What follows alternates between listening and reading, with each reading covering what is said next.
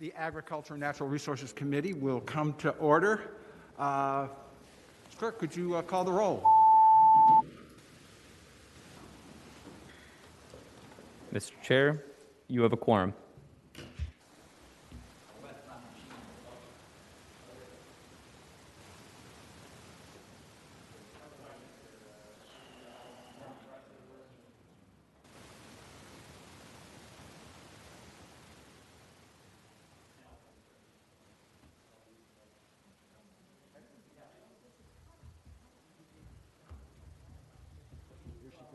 What? I don't know where Obenchain is. He was practicing law in the back of the room.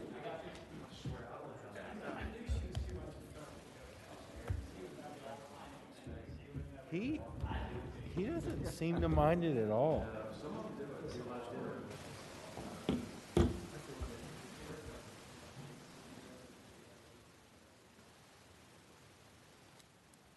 Very good. Senate Bill 1750, Senate Bill, House Bill 1750. Do we have a patron? I'm here. Mr. Chair, House Bill 1750 is similar to Senate Bill 1193. It's my understanding that this needs one line amendment that was recommended by DLS staff to conform it to the Senate version. Okay. We have a motion and a second to conform. All in favor, say aye. Aye. Opposed? The bill is before us as... I would move to report the amended bill. Second. All right, the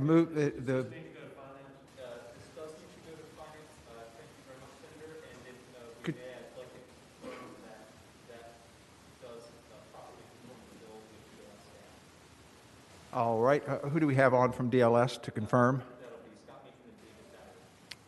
I'm Scott, here, Mr. Chair. David, you there?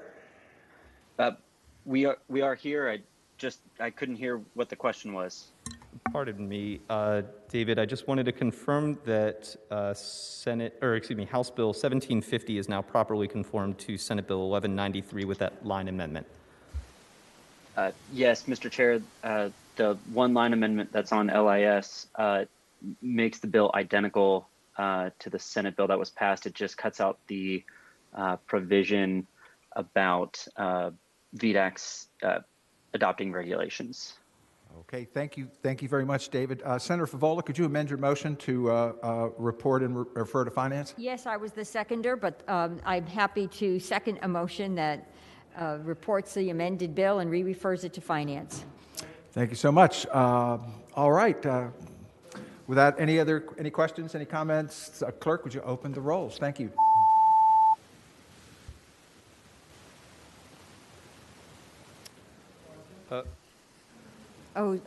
Sorry, Dave. Oh, excuse me. There we go. Two-fisted. There we go. Ayes 14, no 0. Ayes 14, no 0. The bill reports and refers to finance. I believe we have several bills that are identical. That is correct, Mr. Chair. At this time, I might recommend that we take up in a block HBs 1751, 1751 identical to SB 1411, HB 1760 identical to SB 1199, HB 1837 identical to SB 1161.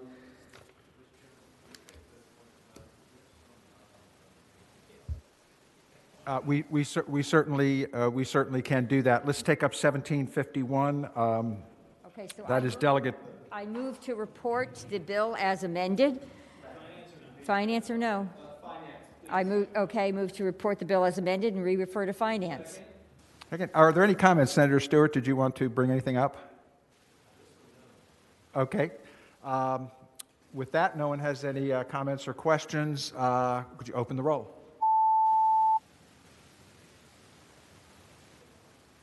Okay. Wait a minute. Ayes 12, noes 1.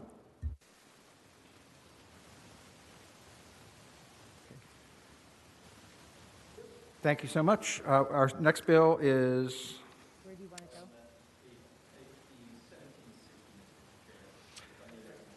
All right, 1760, Delegate Weibert's bill, and it's identical to, HB 1760 is identical to SB 1199. does it need to go to finance?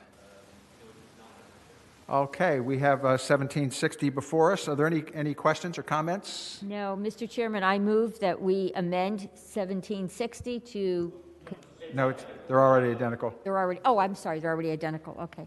Then I move to report 1760. We have a motion and a second to report. Mr. Chairman, Senator Stewart. speaking to that motion, I would only say that this bill is just as bad as Senator Peterson's bill, and we ought to kill it right here. So noted. Remember this bill. The execution has been called for, but Let it be done on the floor. there you go. It is. We have the bill before us. Clerk, could you open the roll?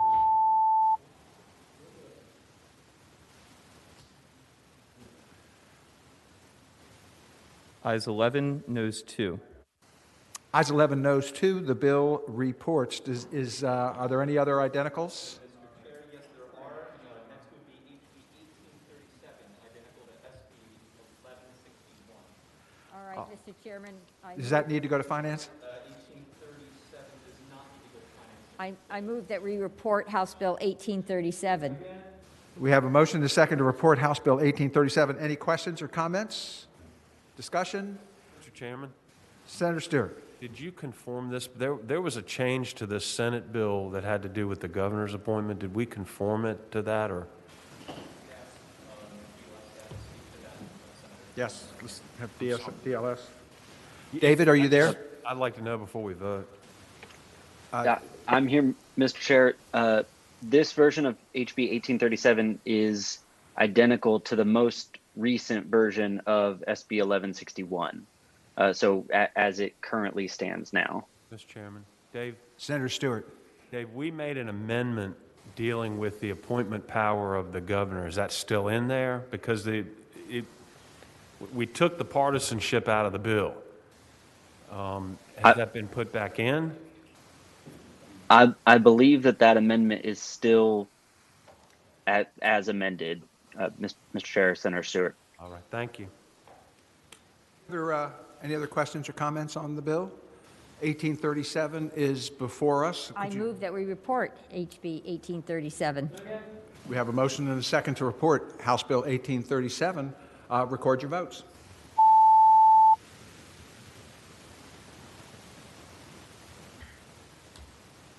Ayes 13, noes 0.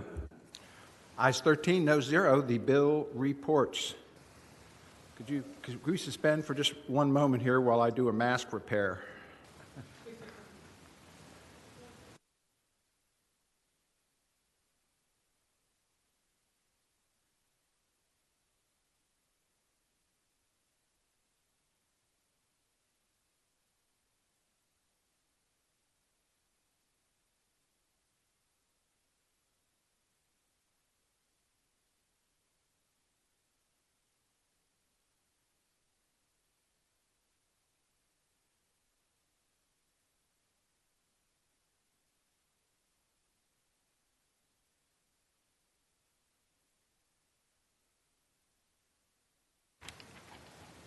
That's Delegate Marshall's bill. Delegate Marshall, are you there? Yes, sir, I am here. Good afternoon. How are you, Delegate Marshall? Do you have a motion on a substitute? So, House Bill 2078 is not identical to Senate Bill 1115. And so House Bill 2078 is a bill brought to you by VDAX. And Erin Williams is here. If you want to know the difference between the two bills, she'd be glad to explain so. I think she's in one of the waiting rooms. All right. Does this have to Could go we to welcome them finance? into the room?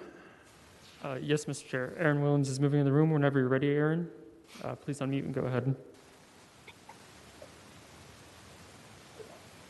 Yes, Mr. Chair, members of the committee, are you able to hear me?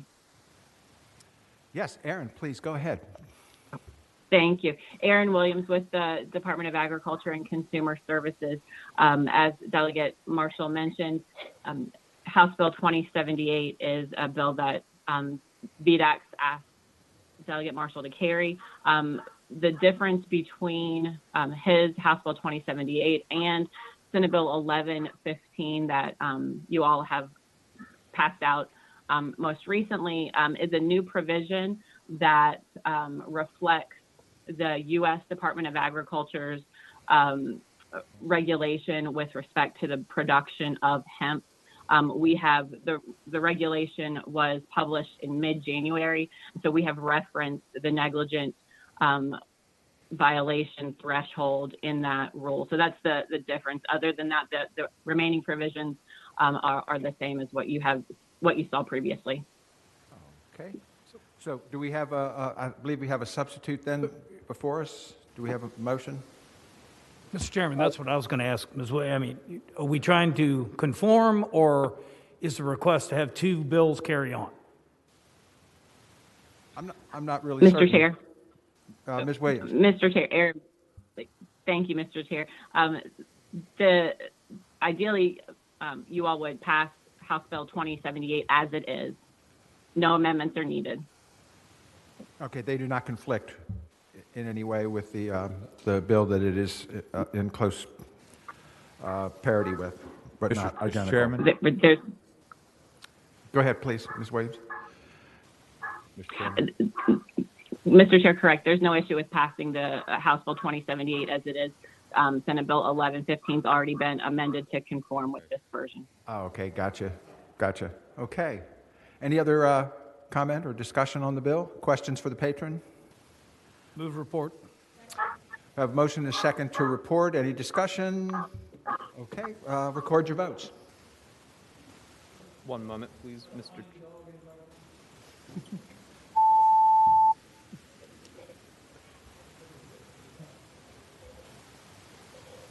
Ayes 13, no 0. We have ayes 13, no 0. The bill reports. I have a request from Delegate Bulova. Thank you, Mr. Chairman. To have his two bills. Thank you, Danny. We have two bills from Delegate Bulova. He has to begin chairing a committee shortly and would like to knock his two out. Do we know what numbers those are, Sean? Yes. Thank you, Mr. Chair.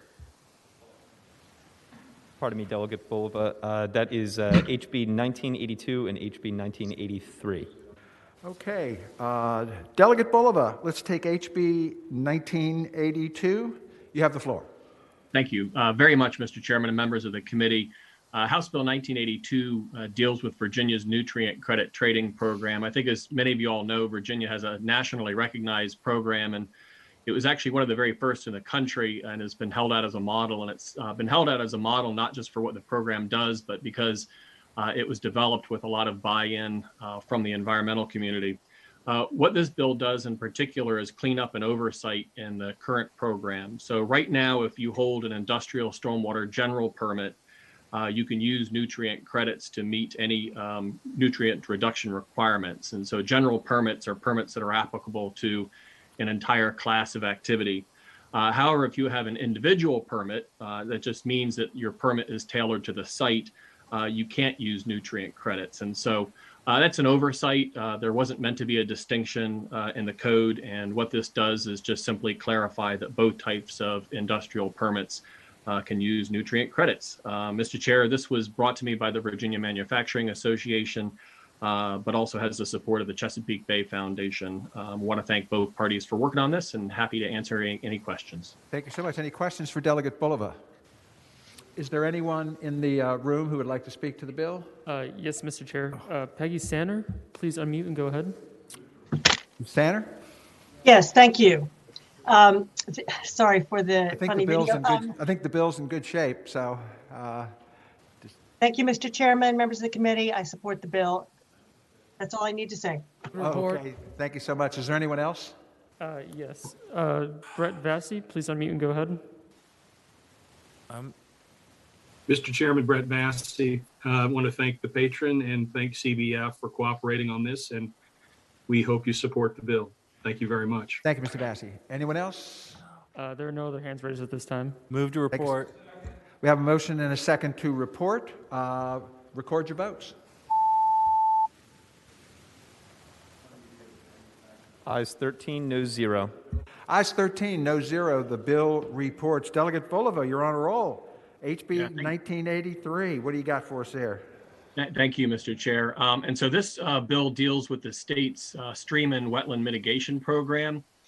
Similar to the last bill, it's the product of a collaborative effort among a wide-ranging group of stakeholders, including the development community and the environmental community.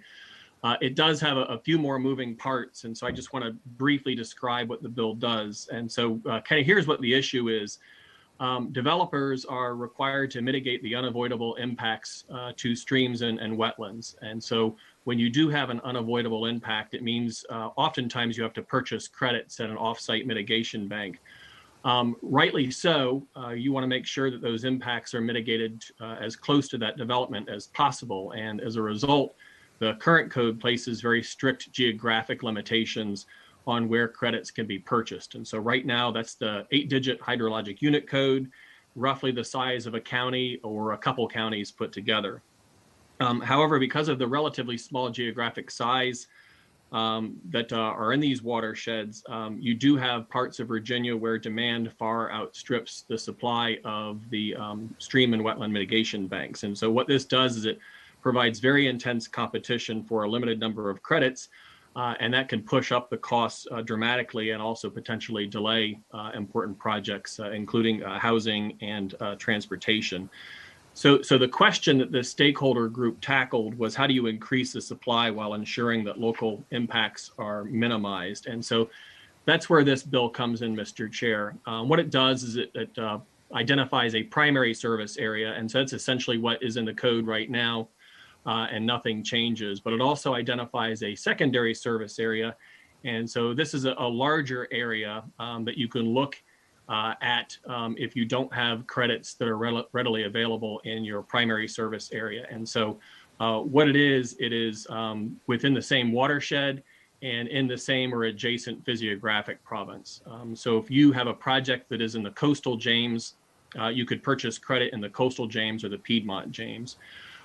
However, as I mentioned, it is important that you mitigate close to the development. And so if you do take advantage of that secondary mitigation area, you have to acquire actually more credits for streams and wetlands than you would normally have to.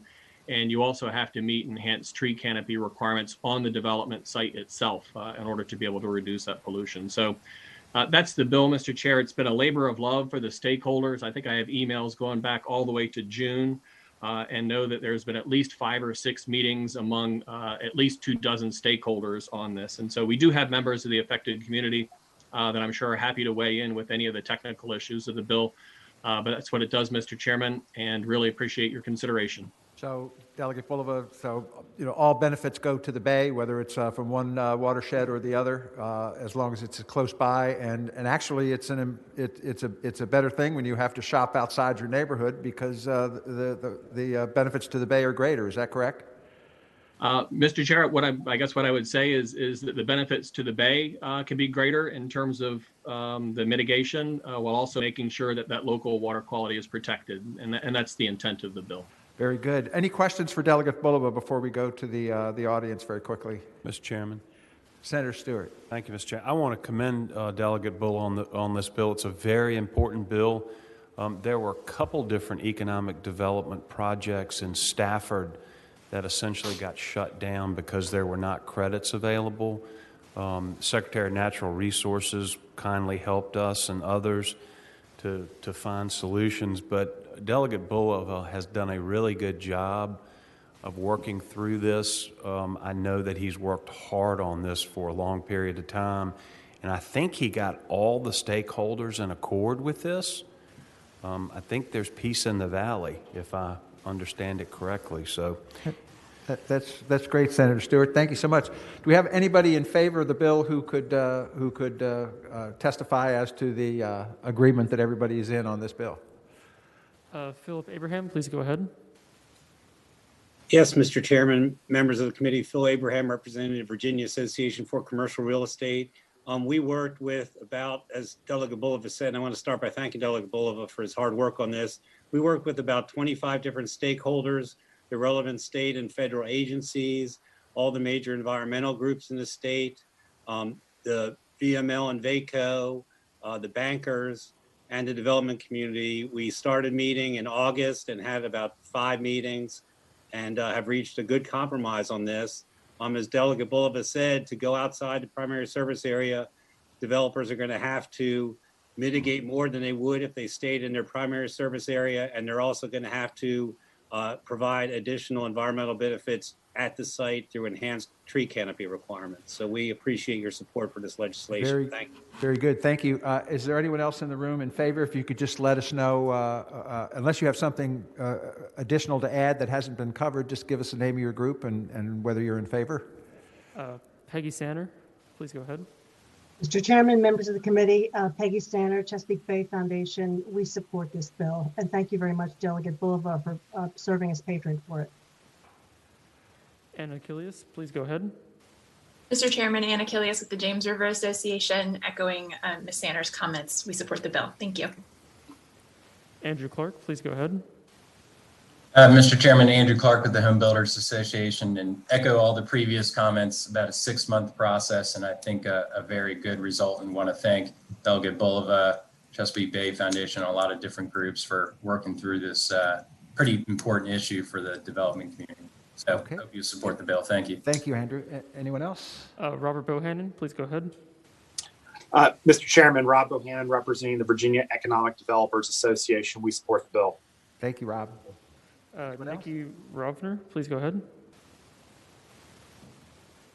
Mr. Chairman, members of the committee, Nikki Robner with the Nature Conservancy. We really appreciate the process that led to this bill and are pleased to support it. Thank you.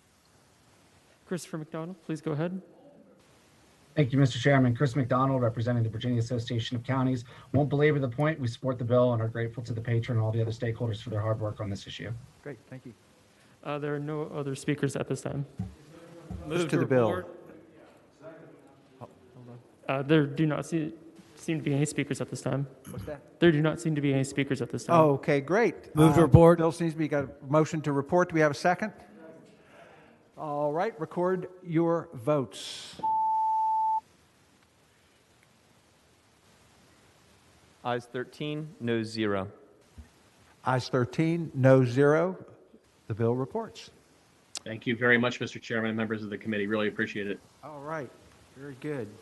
Now, let's see back where we are here on the list. Where are we, Sean, in terms of, we went ahead with Delegate Bulova's, just to get back on, we've dealt with all the similar and the identical bills. What is the next? Mr. Chair, returning to the similar and identical bills list, next would be HB 2129, which I understand requires a substitute to conform to SB 1354. HB 29. We have the substitutes before us. All in favor, say aye. All opposed, nay. The bill is before, the substitute is before us. And does that mean that the bills are identical? I defer on that question to our DLS staff. David, are these bills now identical? Mr. Chair, yes, that's what the substitute on LIS does. Okay, we're in good shape there. Well, Mr. Chairman. Yes. The Senator Hanger. The version that Delegate Lopez had was not the most recent one. That's why we need the substitute as it left the Senate. Unfortunately, when it went through the House, they laid his old substitute on my bill, so we're going to have to reject that when it comes back, and then we'll be good. Okay. Yes. Thank you, Mr. Chairman. Very, very good. Delegate Lopez, tell us about the bill very quickly. Thank you, Mr. Chairman. As you know, HB 2129 and Senator Hanger's bill are the product of years of negotiation and compromise between environmentalists and industry. This compromise that comes before you with broad stakeholder consensus ensures that we achieve the pollution reductions necessary to meet our 2025 Chesapeake Bay cleanup goals while also saving Virginia money. The bill commits a number of local wastewater treatment plants across the Bay region to undertaking significant new treatment improvement projects focusing on nitrogen and phosphorus reductions to ensure the wastewater sector and Virginia as a whole meets our Chesapeake Bay 2025 deadline agreement for nutrient reductions. There is a special focus on wastewater treatment plants along the James River with a large set of prioritized projects by 2025, plus a set of backup projects if further upgrades to facilities are later determined to be necessary. It addresses nutrient reduction statewide while protecting capacity statewide at facilities in places like Northern Virginia, the Potomac, Shenandoah River Basin, where facilities have already been upgraded and are meeting the highest standards. Additionally, the bill factors climate change goals into Virginia's water quality improvement strategy for wastewater treatment plants. The bottom line is this, Mr. Chairman. This bill specifies certain wastewater plants and mandates their nutrient reduction, that is their pollution reduction targets, and it guarantees that they will be met on a certain timetable.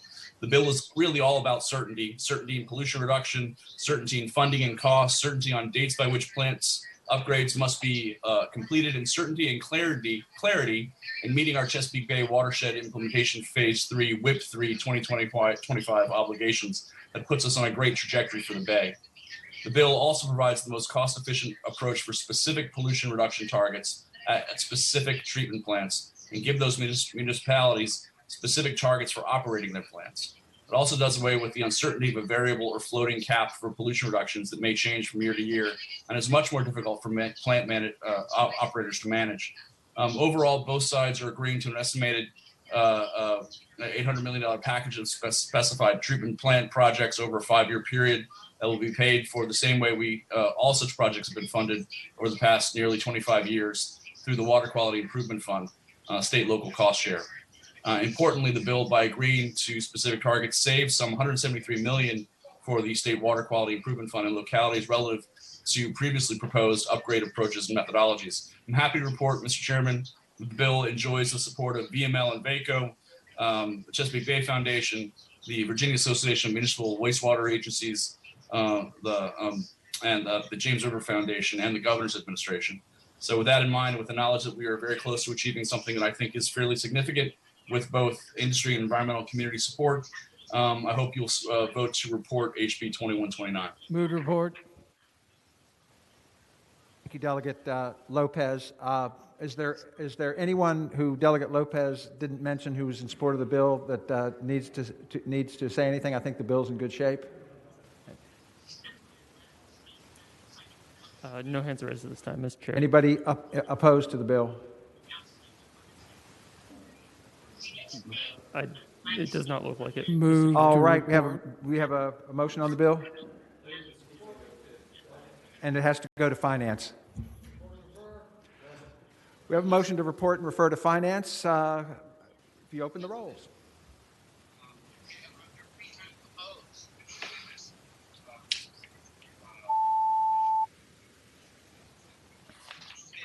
Ayes 13, no 0. Ayes 13, no 0. The bill is reported and referred to finance. Very good work, Delegate Lopez. Thank you. Thank you, Mr. Chairman, members of the committee. Appreciate it. All right. Do we have anything else that needs to be amended to get them identical, or? Finally, HB 2203. 2203. It's my understanding that this bill is identical in its current form to SB 1188. This bill identical to SB, whose bill was that? 1188, Mr. Chair.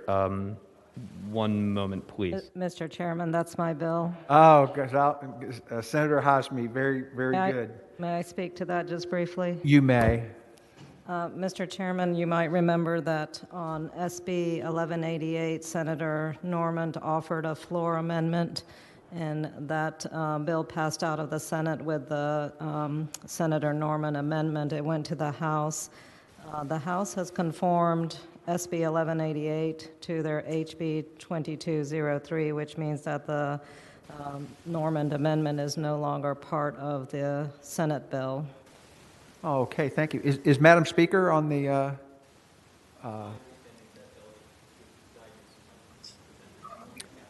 Mr. Chairman. Goditis. Yes, ma'am. Go ahead. Yes, I am speaking on behalf of Madam Speaker, and I am very sorry. I was not aware of Senator Normand's amendment. So at the moment, I don't have an answer for you, sir. It is, so we don't know whether they're identical at this point? Is council able to answer that for us? Yes. Dave, are you there? Yes, Mr. Chair, I'm just checking, but Senator Norman's amendment inserted an extra sentence on line 45, and I don't believe that, right, yeah, so that's not in the current bill. So they are currently identical, but if we want Senator Norman's amendment, I can read that out now, and the committee can put that on if you'd like me to. If you could report that, I'd appreciate it. Yes, Mr. Chair. So the amendment is on line 45 after the word chapter. It includes this new sentence: such regulations shall prohibit any charitable food assistance organization that contracts with or receives a grant from the commissioner from attributing more than 5% of the total grant or contract amount to administrative costs.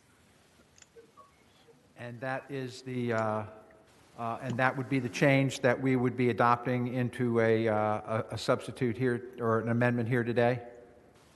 Mr. Chairman, Senator Hashmi. excuse me, I would request that we conform HB 2203 to the original SB 1188 and then just take it to conference. Second.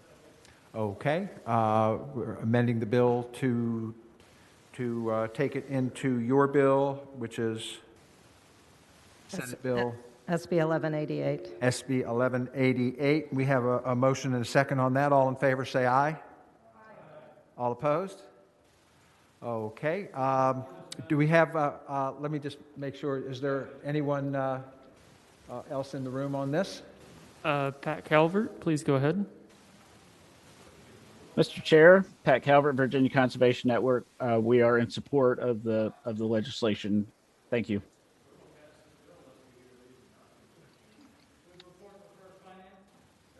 Do we have anybody else that needs to speak? At this time, there are no other speakers. Okay, we have a motion and a second to report and refer to finance. All in favor, record your votes. Aye. Opposed, no.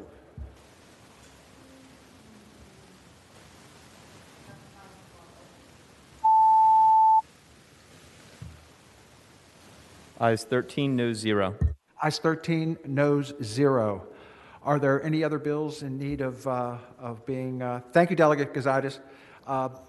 Any other bills that are in need of similar surgery?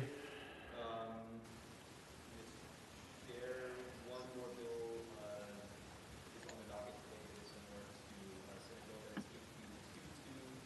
to Senate Bill 2221. Turn your attention to 2222.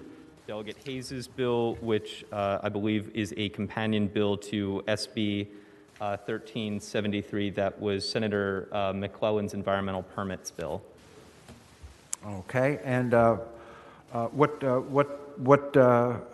is the difference in the two bills at this point? Should we have Mr. Berry give us a report on that? I would defer to council on that. Yes, question. indeed. Mr. Berry, are you there? I'm here, Mr. Chair. I can go ahead and quickly elaborate. As you might recall, SB 1373 was left in committee as it failed to have a second for any of the motions. The version that is in front of you is identical, I believe, to what you had been seeing, but there have been so many numerous changes along the way that there have been a lot of just little updates, and I think that there's going to be a new change coming as well. So you're going to be voting on something different, I presume, once the speakers okay, very start good. talking about it. So let's bring on our patron. Is that Delegate Hayes? Yes, sir, Mr. Chairman. How are you, sir? And by the way, your bill reported out of General Laws today, and congratulations. Thank you so much for handling that for me. We certainly appreciate it, and had some technical difficulties. Yes, indeed. Do you have a substitute? We do have a substitute, Mr. Chair. Can I have a motion on the substitute? Can we have a motion on the substitute? We have a second? We have a motion and a second. All in favor of the substitute, say aye. Aye. Opposed? Okay, the substitute's before us. Tell us about the bill and the substitute and how it all works together. Yes, sir. Mr. Chairman, members of the committee, you have before you House Bill 2221. And certainly you know that during the 2020 session of the General Assembly, the General Assembly defined environmental justice for the first time in Virginia law, and it established that it is a policy of the Commonwealth of Virginia to advance environmental justice. Members of the public have expressed concerns regarding when they learn of projects in their communities, and often when a proposed activity is applying for or receiving environmental permits from DEQ, this can be quite, far along in the process in the developmental stages of the permit. Mr. Chairman, members of the committee, a very key component I'd like to emphasize is that as we talk about environmental justice and these permitting processes, you'll find that a common denominator amongst the stakeholders and all involved is that communities want to and need to know earlier in the process when these permits are actually coming, and they deserve a right to be heard. And so what the substitute most recently that's been added that makes the bill just a tad different is we understand that there were some concerns about economic development. And so there's a substitute that adds two enactment clauses related to concerns that have been raised regarding the impact of the bill on economic development, particularly with respect to the projects from out of state considering Virginia relative to other states. The enactment clauses create a working group to consider this issue and develop recommendations for promoting economic development in a manner that advances environmental justice. And that enactment clause also provides a delayed effective date of a year that would specifically apply to those traded sector projects of concern. Other matters of the substitute is that it provides that the requirements of the bill do not apply to individual Virginia pollutant discharge elimination systems or Virginia pollutant abatement permit applications pertaining to a farming operation engaged in production of market on or before July 1, 2021. Mr. Chairman, members of the committee, this addresses the concerns raised by the agricultural stakeholders concerning existing agricultural operations with one permit, such as general VPA permit, and that might in the future need to change to an individual VPDES permit. And then finally, explaining from a high level the substitute, where mailing to public schools, public libraries, and post offices are required. The substitute specifies that mailing to these entities within a 3-mile radius rather than the 5-mile radius that was in the original bill. This is to address the concerns about what size radius may mean for affected projects in urban and suburban areas. Mr. Chairman, members of the committee, we hope that we've addressed the concerns. We've been following the Senate version of this bill and some of the comments that were made the other day. And so we've worked very hard at addressing those concerns, Mr. Chairman. We also have members of DEQ available for any questions. Thank you so much, Delegate Hayes. Before we go to those in the room who wish to testify, are there any questions from the committee? Mr. Chair. Senator Morrissey? Yes, sir. Thank you, Mr. Chair. Just a brief comment and then a question. First of all, Delegate Hayes, I'm surprised that these public notice requirements that are lengthy aren't already part of law, and so I applaud you for that portion of the legislation.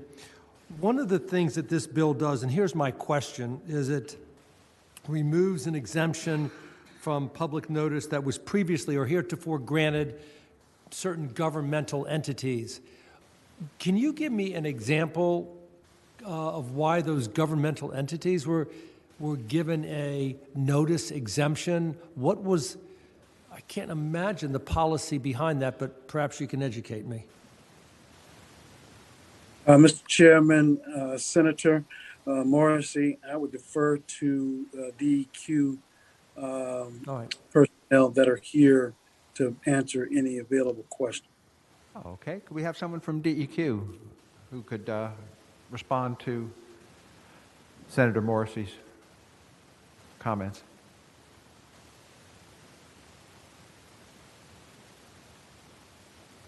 Mr. Chairman, I'm not sure that anyone from the department is actually on today. I know David Paler had another engagement, but perhaps I can help with the question. Certainly can, Mr. Secretary. Good afternoon, Mr. Secretary. Strickler. Thank you.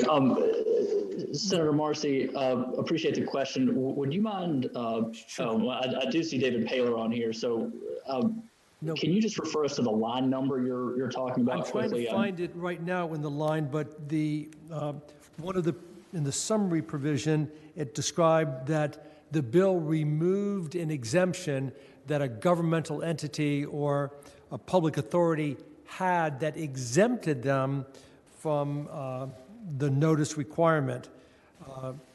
And as I was asking the questions, I'm trying to find exactly where it is in the bill, but I was simply, because I'm going to support this bill, but I'm just curious why that would be in the law that a local government or public authority would be exempted from such notice. That's all. It's more curiosity than anything else. Taylor, Mr. Chair, are you there? Okay. yes, I'm here. Can you hear me? We can. It's for to remove the exemption is for local government landfills that are old landfills. That's the part that's meant to be exempted. Senator Morrissey? Sure, but this legislation now removes that exemption, and rightfully so, correct? Correct. Okay. So what you're saying is before a antiquated landfill or one that was significantly aged or filling up its cell simply had some type of clause that prevented them from having to give the requisite notice. Is that what you're saying? That's correct. It's the old language, and it's no longer exempted if this bill passes. Okay. Thank you, Mr. Chair. Thank you, Mr. Paler. Other questions from the committee for the patron or for Mr. Paler? Do we have anyone in the room who would like to speak in favor of the bill? We have two speakers currently. We have Jay Ford. Please go ahead. Chairman, members of the committee, Jay Ford of the Chesapeake Bay Foundation. We strongly support this legislation. I had the opportunity to serve on the Environmental Justice Council, and a lack of advance notice was the most common thread between every community that came before the council, whether they were concerned with a landfill, a pipeline, or a grocery distribution hub. Time and again, people learned about a project and potential impacts only after it had started down the regulatory road with the wind at its back. This legislation is a critical step towards providing communities a voice on projects that have the potential to impact them. We want to thank the sponsor, Delegate Hayes, and the administration for their thoughtful amendments to this bill. It's important that individual permits in the future for agricultural projects are included.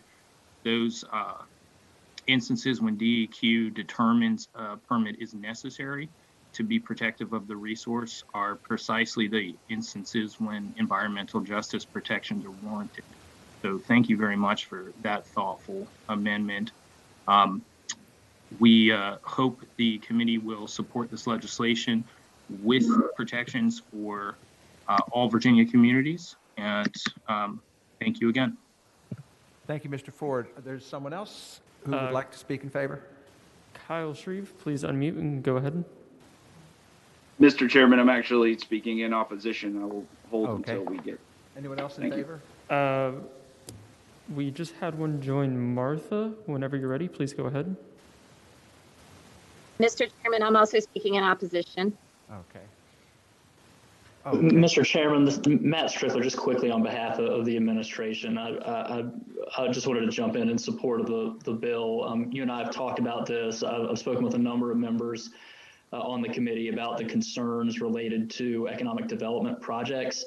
The amendment that is in this substitute is one that we've worked on with Executive Director Murray and the Virginia Economic Development Partnership, to get to a point where they're comfortable that these traded sector projects will not be impacted, and we've got a year kind of grace period in this working group to figure out the best way to address those types of projects. So I think we've addressed that concern and hope that it's the pleasure of the committee to pass the bill. Okay, thank you, Secretary Strickler. Kyle Shreve, could we go back to you for opposition? Yes, thank you, Mr. Chairman. Kyle Shreve, on behalf of the Virginia Agribusiness Council. We still have a number of concerns with the substitute as I'm reviewing it now. It's still, as far as the agricultural exemption, and I'm sure my partners at the Farm Bureau will also weigh in, the problem we have with this is that when you have a date certain set in the code, the board or the department can actually take an existing facility and require them to move into a new VIPDs or VPA permit. And so the amendment as passed by the House would exempt those that largely an administrative move would move over into these, and that would be a new permit and require them to go through a notice period that could affect an existing operation. As far as the economic development concerns go, when you're talking about, for example, our AFID grants, I appreciate the additional of a work group, but you're still talking about a delayed enactment. A lot of times, the locality working with a project, including processors, but which you're going to hear a bill here in a little bit, which the council supports. Delegate Rasool trying to get local processors set up for local food production. They could be responsible for getting an individual permit. Those oftentimes are more than likely have to go through and sign a confidentiality agreement because the money is still at the condition of the governor, and the governor withholds that money in the announcement of the grant until you receive your permits. This would still require them to blow that confidentiality up. They would be required to announce that they were going for one of these permits and make themselves ineligible for the grants. And so we still have all kinds it is still a very large bill, and I would ask that the committee make sure you take the time before you adopt something. The council always believes that passing a bill should be absolutely worked out. I think there are ways we're absolutely not against bringing more people into the process. I think there are ways to work with the localities and through DEQ's current application process to do so before you are asking an applicant, before they've even sent their application in, to act as a governmental entity, hold their own hearing, receive their own comments from anywhere in the Commonwealth, notify everybody in the public within a 3-mile radius, which is close to 30 square miles. We still remain opposed to the bill, Mr. Chairman. Thank you, Kyle. Martha, are you still there? Yes, I am, Mr. Chairman. Can you hear me? Yes, I can. Go ahead, introduce yourself and let us know your objections. Martha Moore with Virginia Farm Bureau. Thank you, Mr. Chairman. Yes, the amendment that Delegate Hayes, and we appreciate the consideration of exempting agriculture, but it still leaves a lot of farmers contained in the bill, and we would oppose that on line. It's on line 614. So if you had a farm where the farm was transitioning from a father to a son or a father to a daughter, that would not constitute that those folks were being in a farming operation, prior to that date. So the language that we had worked out with the House Agriculture Committee that passed covered those types of operations. So we are opposed to this substitute as it's been presented to you. Thank you. Okay, thank you so much. Is there anyone else wanting to testify? Yes, Mr. Chair. Several speakers have come into the room. Would those who wish to testify against the bill please use the Zoom feature, raise hand. Robert Bohannon, please go ahead. Thank you, Mr. Chairman. Rob Bohannon here, representing the Virginia Economic Developers Association. Certainly appreciate the efforts of the sponsor and the secretary to add the work group, which is obviously a step in the right direction. But we still have, not having a chance to review the substitute, have significant concerns about the chilling effect that this could have on new economic development projects. I think this committee actually had a speaker last week when we were discussing landfill legislation. She was on the Cumberland County Board of Supervisors, and she made a comment. We don't want to trade, environmental justice for economic justice. I think we have to balance that. And this bill still doesn't get us there and still places a lot of hurdles in place to projects that make it very hard for some of these communities, some of the more needy communities, to attract economic development projects to them. So for those reasons, we remain opposed to the bill. Thank you, Mr. Mr. Chairman. Who's that? Senator Morrissey. Let me just butt in here now and ask this question. The previous speaker, as well as said that I think I have it down, the notice requirements could affect existing operations. The current speaker said similar comments. Well, in all due respect, isn't that what it's supposed to do? And I'm trying to wrap my head around why public notice requirements regarding, holding when a hearing will be held, whether publishing the notices in both English and Spanish, publishing them on social media, put the signage up, transcribing meeting operations, mailing notices to interested parties. I just want one person to tell me, even though it may affect an existing operation, why is any of that a bad thing? Anyone in the room that cares to answer Senator Morrissey's question, who is against the bill? Kyle or Martha? Mr. Chairman, Martha Moore, Virginia Farm Bureau. Yes, go ahead, please. So thank you. Sure. Thank you, Senator Morrissey, for that question. There are already a number of public notice once you apply for the permit. These are for prior to even applying for the permit. A farmer is not going to have the resources in order to hold a public meeting, to have a website where they have to propose their proposal. They have to assume all impacts. It's not just what they're doing. It's all potential environmental impacts. They would have to gather the mailing list for everybody in a 5-mile radius in order to move forward before they ever applied to the Department of Environmental Quality. This does not change after they've applied the notices within the permitting process with regards to a public hearing. So we're not opposed to that. What we're opposed to is the pre-application, where they don't have the resources in order to fulfill that. Thank you for that answer. And Senator Stewart gave me a small tutorial as well. So okay, well, thank you very much, Ms. Moore. Is this? I guess what you're saying is that this bill needs some more time to work out some of these details. Yes, Senator Stewart. Senator Marsden. Yes, we believe that it does need some more time, and we would be happy to engage in discussions. We've served on many work groups with the Department of Environmental Quality, but believe this just goes a little bit too far. Yeah. Thank you. Okay. Anyone else who? Mr. Chairman. Anyone else who is in the room? Yes, Mr. Chair. Brett Vassy, please go ahead. Mr. Chairman, Brett Vassy, CEO of the BMA. We think that the details can be worked out. I agree with Martha. We support in the environmental justice initiatives. We support the policy, but let me give you some practicality into Senator Morrissey's point.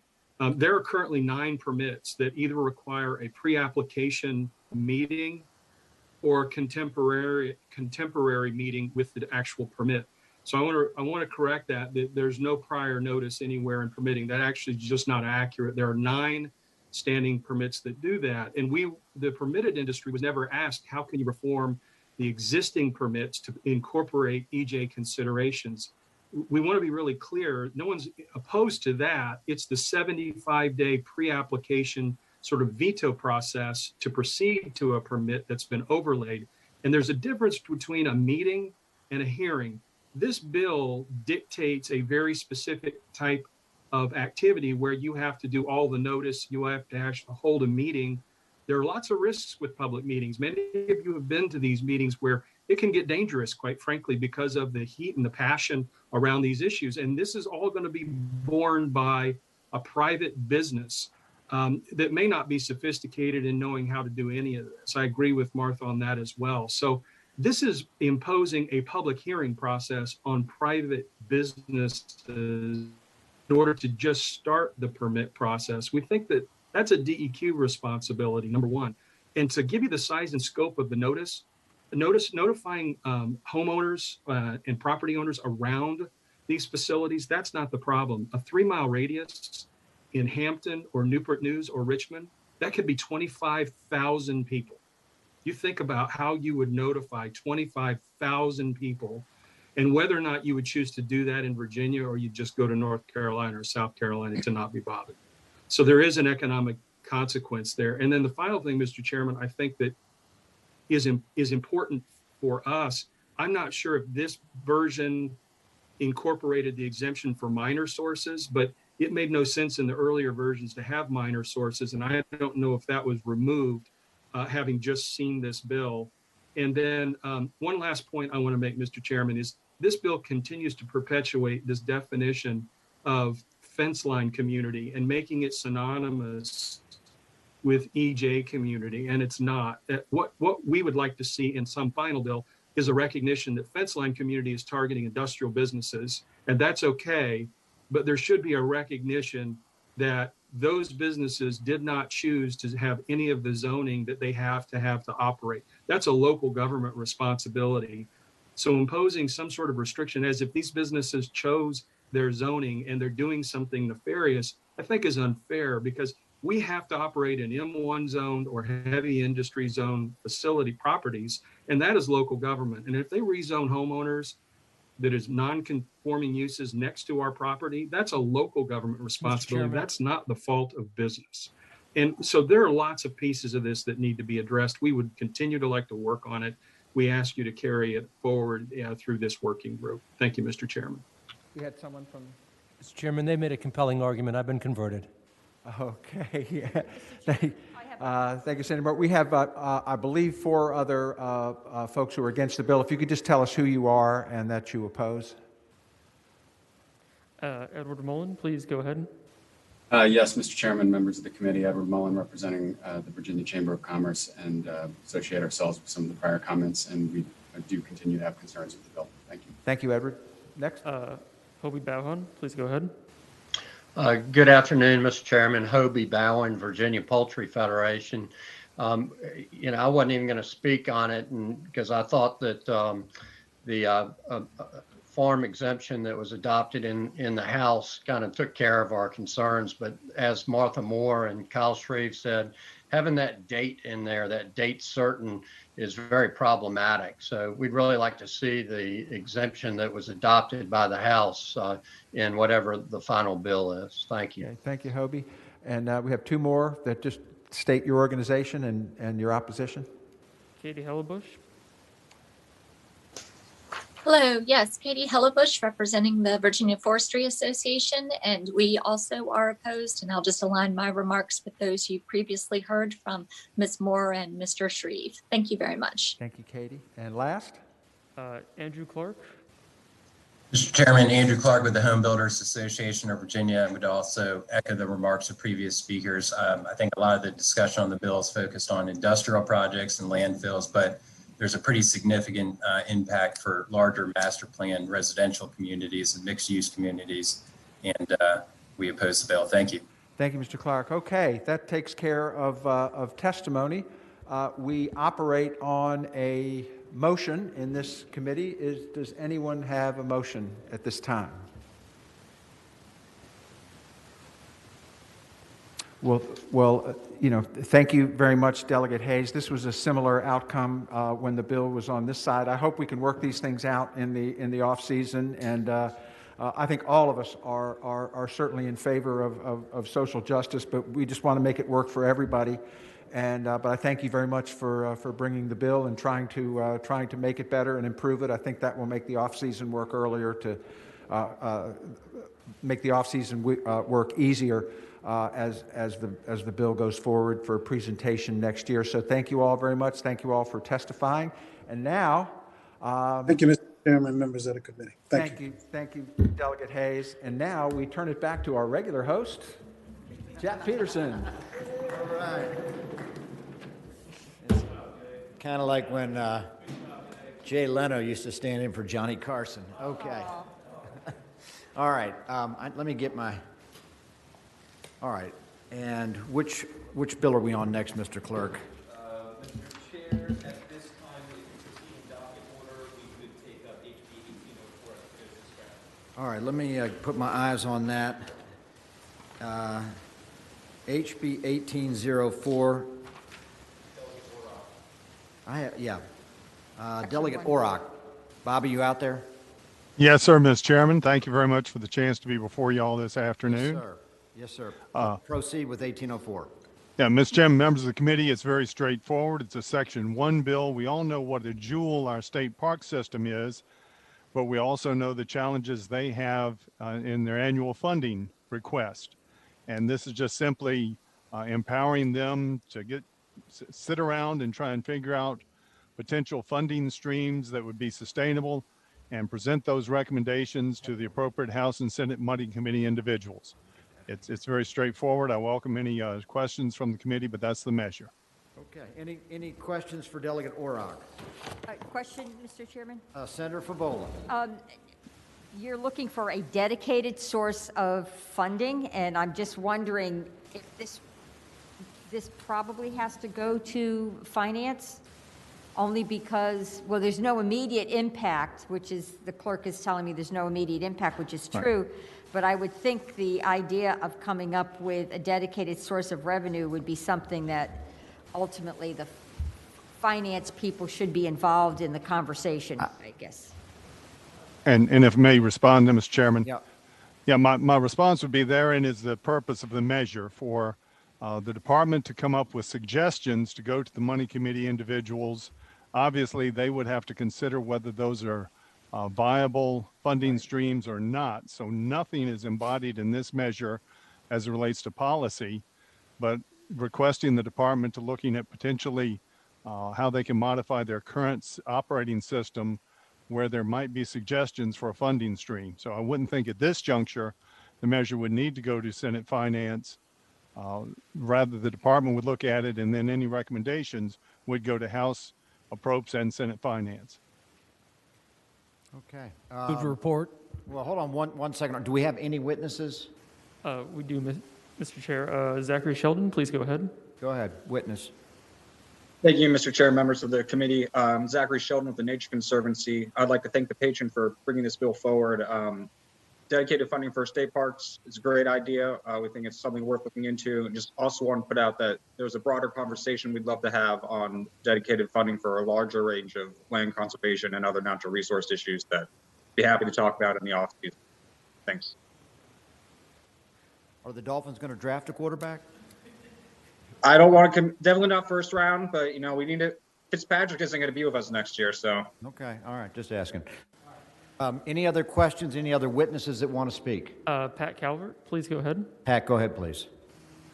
Mr. Chair, Pat Calvert, Virginia Conservation Network, for the reasons just stated by Mr. Sheldon, also support this legislation and appreciate it coming forward. Thank you. Okay.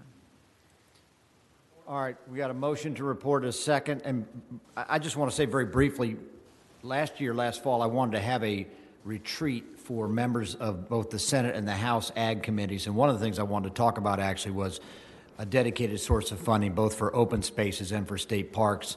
I do think that's critical. We have a great state park system, but the funding can be very, very uneven. So, all right, we've got a motion to report in a second. Clerk, open the roll.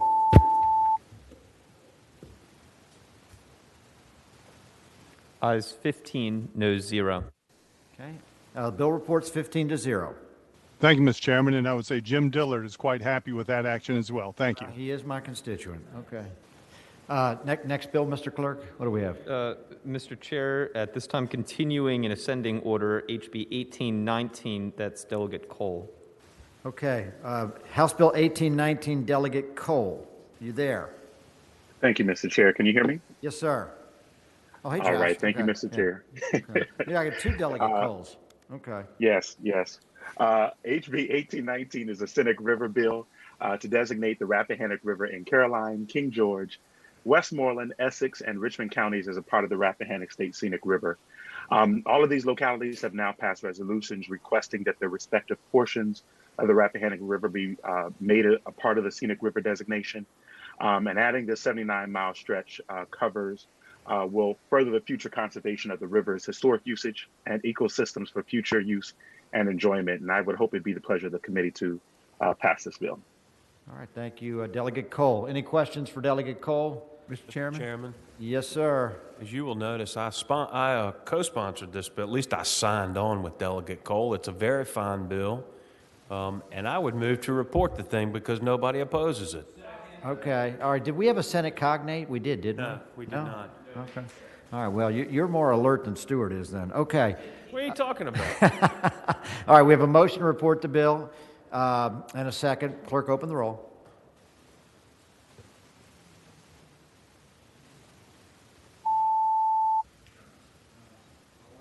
Ayes 13, noes 2. Some people think Rappahannock's not that scenic. Okay. All right. Thank you, Delegate. Next up. Thank you, Mr. Chair. Yes, sir. 1833. Okay. Delegate 1833. Suhas, you out there? Yes, Mr. Chair. Okay, go ahead. Thank you, Mr. Chair. So HB 1833 it comes from the administration. This streamlines the approval process for the department. Leases that they have. Basically, this will play a critical role in expediting leases for farmers and many others who wish to lease these properties with the department, and it'll help increase the agency's ability to negotiate timely and favorable leases for the public's benefit. So I hope it'll be the will of the body to pass this bill. Okay, I apologize. I wasn't paying close enough attention. So this does what with leasing? What is it? So yeah, let me back up. Yeah. So this basically amends the requirement that currently exists for the Department of Conservation and Recreation. Currently, they have to come to the General Assembly when it comes to leasing lands or other properties owned. This has led to a backlog. It's been more difficult to negotiate lease agreements. Leads to a lot of delays. And so this essentially kind of streamlines that process by allowing the Department of General Services and with the approval of the governor to sign off on those leases. These leases are critical funding stream for the department, and the leased lands would be limited to recreation, agriculture, or resource management. Okay, so basically the leasing, you take out a General Assembly approval. Exactly. We did put an amendment, Mr. Chair, on it in the House to say that they do need to come and report to us the leases every year as part of their annual reports. So we would still be informed of it in case we wanted to weigh in on any. Okay. All right. Any questions for the delegate? No. Okay. Any witnesses? We have one witness, Mr. Chair, Tom Smith. Please go ahead. Okay. Go ahead, Mr. Smith. Mr. Chair, Tom Smith with the Department of Conservation and Recreation. This is an agency bill. We appreciate Delegate Subramanian sponsoring it for us, and just here to answer any questions you might have. Thank you. Mr. Chairman, before the sunlight blinds a delegate, I move to report. Right. Okay. It's very sunny. All right. We have a motion. Is there a second? And refer to finance. There's a motion and a second to report and refer to finance. Clerk, open the roll.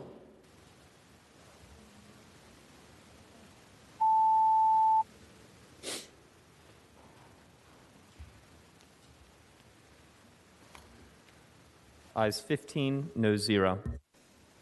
Okay. Clerk told me that Delegate Corey has an identical or similar bill. And Mr. Chairman? Yes, Kay, are you there? I am here. Which bill do you have? I have HB 2250, the Humane Cosmetics Act. And it is. That sounds familiar. I'm sorry, what did you say, Mr. Chairman? Yes, ma'am. I said that sounds familiar. Oh, yes, it should. Senator Boysko. Okay. Yeah. All right. Is it identical or does it need to be conformed? It's identical. Sean? Mr. Chair, I defer to our staff counsel on that.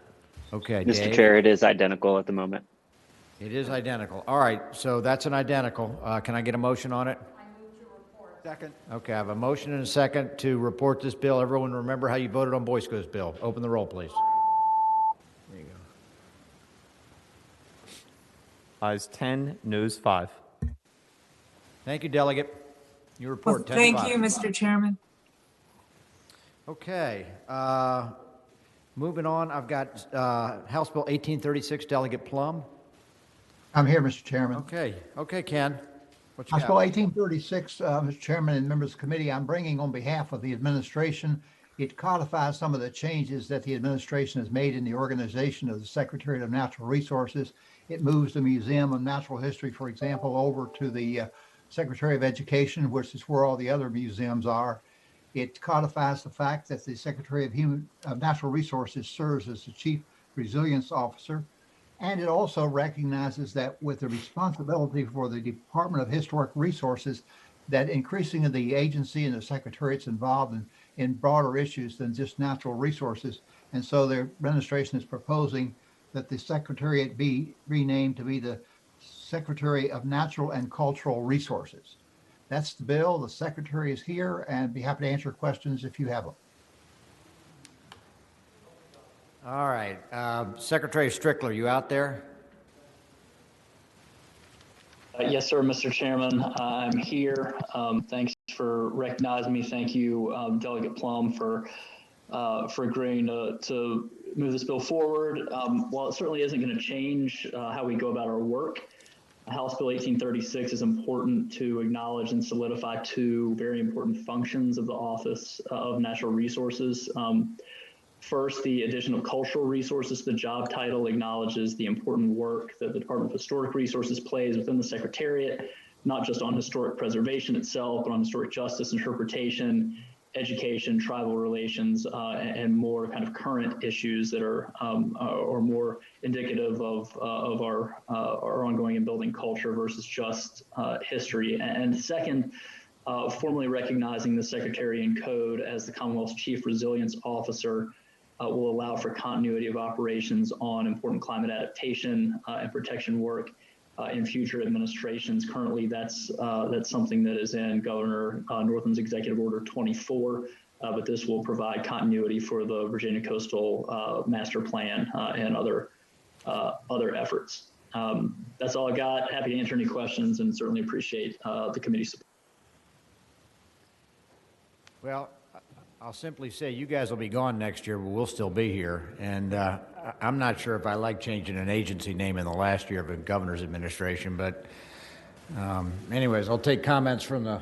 Mr. Chairman, with all due respect, and you know I have the utmost respect for Secretary Strickler and his boss, the governor. Right. But this bill, the best way I can describe this, it's an amalgamation of confusion. And I think I would move to PBI the bill. Well, now hold on a second. I think there's pieces here that the Chief Resilience Officer I think is appropriate. I think that is appropriate. I just didn't like the cultural resources. I find that title to be presumptuous, quite frankly. Are there other comments from the senators? I guess, Mr. Chairman, but here's my question, and you're free to answer it, or anybody can answer it, I guess. Could this bill be fixed as we move it along? I mean, I think it's half and half. I think there's some good things in here, and maybe you could do a floor amendment. Well, let me ask this, Mr. Secretary. And again, I'm just, from my own perspective, I do not like the cultural resources piece. I do not think that's appropriate. This should be focused on environmental and farming issues. and that's, or not, Secretary of Natural Resources should be focused on natural resources. History preservation is really a different issue. I do like the Chief Resilience Officer. I think that's critical part of the job. So I guess I'm sort of seeking what the right answer is. Do we have witnesses on this bill? Mr. Chair, we have one witness. Okay, why don't we have the witness speak? Hunter Jameson, please go ahead. Mr. Chairman, members of the committee, Hunter Jamerson, representing Preservation Virginia. We are supportive of the bill as presented to you today by Delegate Plum, and very appreciative of him bringing the bill forward. Mr. Chairman, to your question, speaking to your question, we believe cultural resources are both a critical part of the purview of the Secretary of Natural Resources. Cultural resources, of course, include historic resources, historic preservation. The Department of Historic Resources is housed within the Secretariat of Natural Resources. Obviously, Secretary Strickler can speak more eloquently than me about the broad purview of his secretariat, but I think among the purposes of this bill is to recognize not only the importance and value and priority of cultural resources, such as historic resources, but also the breadth of the responsibilities of the Secretariat, which do certainly go beyond those natural elements that come to mind as currently titled. So we appreciate your consideration of the bill, and we support the bill as presented to you today. Thank you very much. And again, I think we may be pushing a little bit further afield with the historic preservation. I don't have a problem with the substance. Again, I don't like the renaming the title to natural and cultural resource, the secretary. That's kind of what my renaming the secretary is what my hesitation is. All right, any other questions or comments from the Senate, from the committee? All right, Mr. Chairman. Yes, ma'am. Out of respect to your preference, Well, I don't feel strongly one way or the other, but I will move that the nomenclature cultural be removed from the bill. So it's no longer the Secretary of Health and Human Resources, Natural and Cultural, Natural and Cultural Resources. Secretary of Natural Resources. Yeah. All right. So we've got a motion and a second to just keep it Secretary of Natural Resources. Mr. Chairman, I'm sorry. I apologize for jumping Not in. at all. I've been Please, go trying ahead. I've had my hand up. Senator Marsden actually mentioned this in a conversation that I had with him, and indicated that some folks may have some issue with using the word cultural. I guess I understand that. What we're trying to do here is, the Historic Resources Department, Julie Langan and her team do incredible work. We're just trying to acknowledge them and elevate the profile of their department. And if we could replace cultural with historic, perhaps in the title, we would be amenable to that amendment if the committee would approve. Why don't we do this? At this point, I'd like to just keep it natural resources. If Delegate Plum wants to reject it and put it into conference, we can take that up. But at this point, I like the simplicity of natural resources, so I'm going to second Senator Favola's amendment. A motion and a second to remove the words cultural. All in favor say aye. Aye. Any opposed? No. Okay, show your nose. I'm a no. Okay, I'm a Marsden and Hashmir are no. Okay, so I've got the bill in front of us with that amendment. Move to report as amended. Clerk, open the roll. I'll put it into conference, I guess.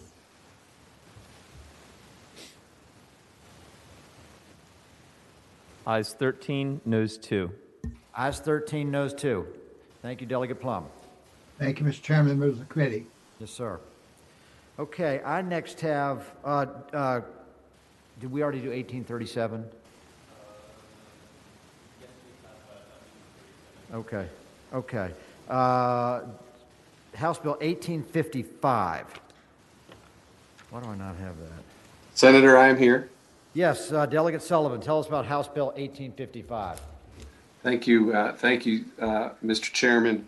1855 is an administration bill. It's a very long bill. Mr. Chairman and members of the committee. but that's only because it touches on a lot of code. It's actually a very, very simple bill. It renames the DMME to the Department of Energy to reflect Virginia's increasing emphasis on clean energy initiatives. It also changes the names of 2 agency divisions to more accurately depict their work. It renames the Division of Mined Land Reclamation and makes it the Division of Mined Land Repurposing. And it renames the Division of Energy to the Division of Renewable Energy and Energy Efficiency. It also, Mr. Chairman, creates an appointed Chief Clean Energy Policy Advisor within the department. DMME was formed back in 1985. At the time, of course, coal mining was one of the largest industries in the Commonwealth. But production peaked in 1990 and has been steadily declining ever since. Clean energy production has increased exponentially in recent years. Of course, the Clean Economy Act hopes to continue that trend and accelerate it. So the name and organization of the State Energy Office should reflect this progression and focus on clean energy goals. Also, I should add in closing, believe it or not, fixes a typo that's been in the law since 1984, which referenced the Division of Mined Land Reclamation when it should have been the Division of Mineral Mining. That's the bill, Mr. Chairman. I'm happy to answer any questions. That's always bothered me. Okay. Any questions from the committee? Mr. Chairman. Senator Stewart. Didn't we have a Senate bill that was like this? No. Okay. Not to my knowledge, Mr. Chairman. Okay. Straightforward bill. I mean, you're welcome to take comments, but I'm ready to move to report the bill. This goes to finance. Do we have any witnesses? Yes, Mr. Chair, we have 2 witnesses. Okay, very quickly. Go ahead. Michael Skiffington, please go ahead. Good afternoon, Michael Skiffington. I'm the Director of Policy with DMME. We strongly support the bill and happy to answer any questions. Thanks very much. You're going to have to change all your nameplates. Okay, next. John Warren, please go ahead. Yes, thank you, Mr. Chairman. I'm the agency head for DMME, and yes, we strongly support this bill, as does the administration. Okay. All right, so Mr. Chairman, I move that we report the bill and re-refer it to finance. All right, there's been a motion to report the bill and re-refer to finance. Clerk, open the roll.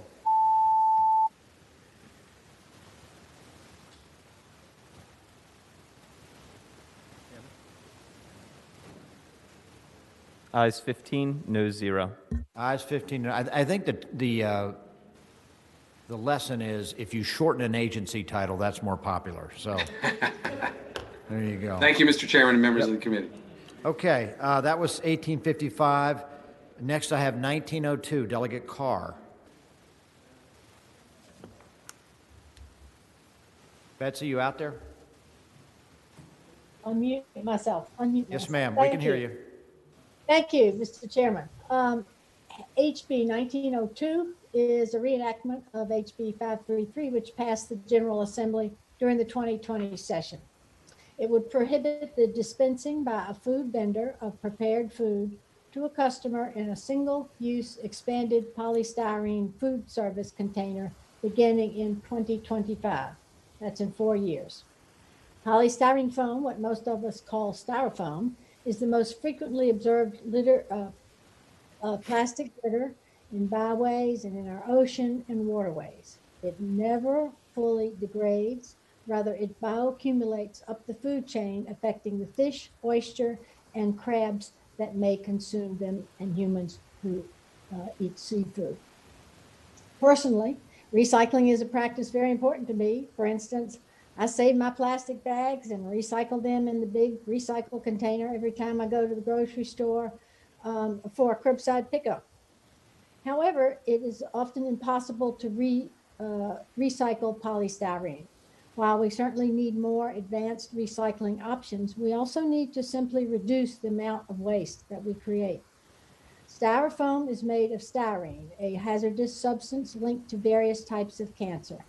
These toxic chemicals leach into food and drinks, which are then digested, particularly when food or beverage is hot. I know that COVID-19 has seriously impacted the restaurants and food vendors in many of our communities. However, if passed, This bill would not be effective for prepared food vendors with more than 20 locations until 2023. It would not be effective for all prepared food vendors until 4 years from now in 2025. Additionally, there is an exemption due to financial hardship if needed. Nonprofits are not included in the definition of food vendors in the bill. A number of states, including Massachusetts, Oregon, Washington, and Pennsylvania, as well as a number of cities, have instituted styrofoam bans.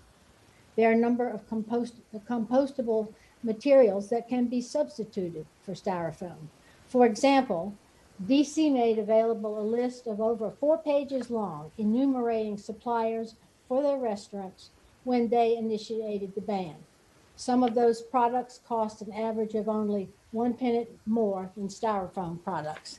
Here's a sample of the list, if you can see that. People can see that. In summary, speaking to the main points of opposition to the bill, restaurants have 4 years to accommodate to no styrofoam use, while there are ample and affordable substitute products available for their carry-out foods. In addition, it has not been proven that styrofoam can be effectively and economically recycled chemically with manufactured recycling. There are and will be ample plastic products available for recycling. Banning styrofoam will not negatively impact manufactured recycling, and there is certainly space in our world for both manufactured recycling and Delegate. styrofoam. Yes. It's like a Garth Brooks concert for people trying to speak to this bill. So we've got 16 people lined up. All right. Thanks. We did hear it last year. Why don't we start with the proponents? And unless you're an extremely important person, you're limited to 60 seconds. At this time, I'd like to ask those members of the public who wish to speak the bill to all lower their hands, and only proponents raise their hands. Ellie Bowler, please go ahead.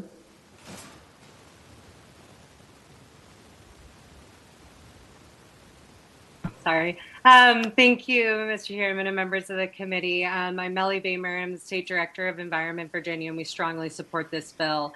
We're producing more plastic than ever, and we're truly in the midst of a plastic pollution crisis. And the reason we're focusing on this type of plastic is that it's one of the most commonly littered and dangerous types of plastic pollution, and it never biodegrades. So every piece of it ever created is still in our environment today. We know attempts to recycle it don't work. A recent study conducted by New York City found that recycling polystyrene products was not economically feasible or environmentally beneficial, citing over 30 years of failed foam recycling programs. And I want to be clear that the reason we have plastic pollution has nothing to do with the lack of recycling. People are not heading to their trash can with their foam cups and then realizing that it's not recyclable and just throwing it in the woods. The issue is that foam is lightweight, it's toxic, it breaks apart easily into tiny particles, and we simply have too much of it. Okay.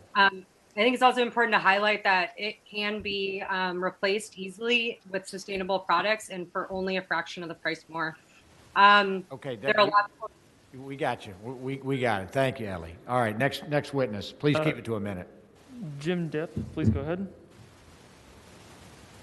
Mr. Chairman and the members of the committee, I'm Jim Deppy with the Virginia Coastal Alliance, and we support this bill. Okay, thank you. Pat Calvert, please go ahead. Mr. Chair, Virginia Conservation Network again supports this legislation and are hopeful that you're going to support it this year. Karen Friette, please go ahead. Good afternoon. I'm Karen Forget. I'm the director of Lynn Haven River Now in Virginia Beach, and I'm here representing our 10,000 plus members, some of whom are restaurant owners, and we strongly support this phased-in ban on polystyrene food containers. Thank you. Okay. Mark Swingle, please go ahead.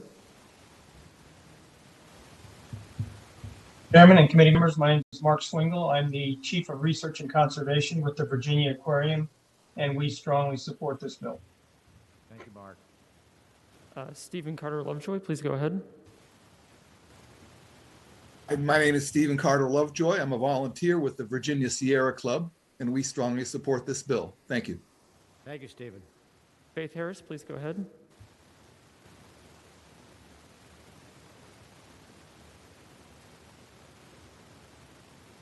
Faith Harris, please unmute and go ahead.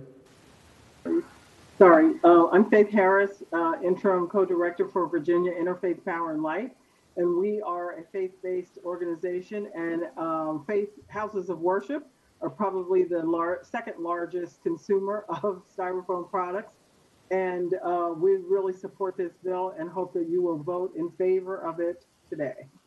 Can I ask a question, Faith? Yes. Now, after you all have a church service, you all probably have a coffee hour. I know my church does. Yes, yes, sir. You all use styrofoam coffee cups? Well, my church has made the effort to go back to use by purchasing a dishwasher, dedicating it, and using glass mugs and ceramic mugs again because of the fact that styrofoam never, ever, ever biodegrades. You guys are 2 steps ahead of my church, because I was going to say churches are the worst offender of styrofoam cups. Yeah. Yes, churches, and not just churches, but other faith traditions as Right. well. The Muslim community uses quite a bit of styrofoam and other traditions as well. Right. So we're all on a campaign to try to change that. Okay. All right. Thank you. Matt Gove, please go ahead. Hey, this is Matt Gove representing the Virginia chapter of the Surfrider Foundation. We support the bill, and we have a program where we work with restaurants to kind of get rid of some of these products, and we are concerned about the situation right now with restaurants, but we feel the plenty of time in this bill for restaurants to get on board and figure out what they're going to use in the future in 2025. Thank you. Is there anyone else who would like to speak in favor of the bill? Anna Kilius, please go ahead. Mr. Chairman, Anna Kilius with the James River Association. Just want to reflect all the comments you've heard already. We too support this bill. Okay. Thank you, Anna. Zach Huntington, please go ahead. Mr. Chairman and members of the committee, I'm Zach Huntington, the Clean Streams Program Manager at Clean Fairfax. We strongly support this bill, and we are prepared to assist in the formation of bulk buying programs in Northern Virginia to help the restaurants achieve their sustainability goals. And we hope it's the will of this committee to take this opportunity. Thank you. Thank you, Zach. Kate Baker, please go ahead. Mr. Chairman, members of the committee, Kate Baker on behalf of Virginia Retail Federation, and we are opposed to this legislation.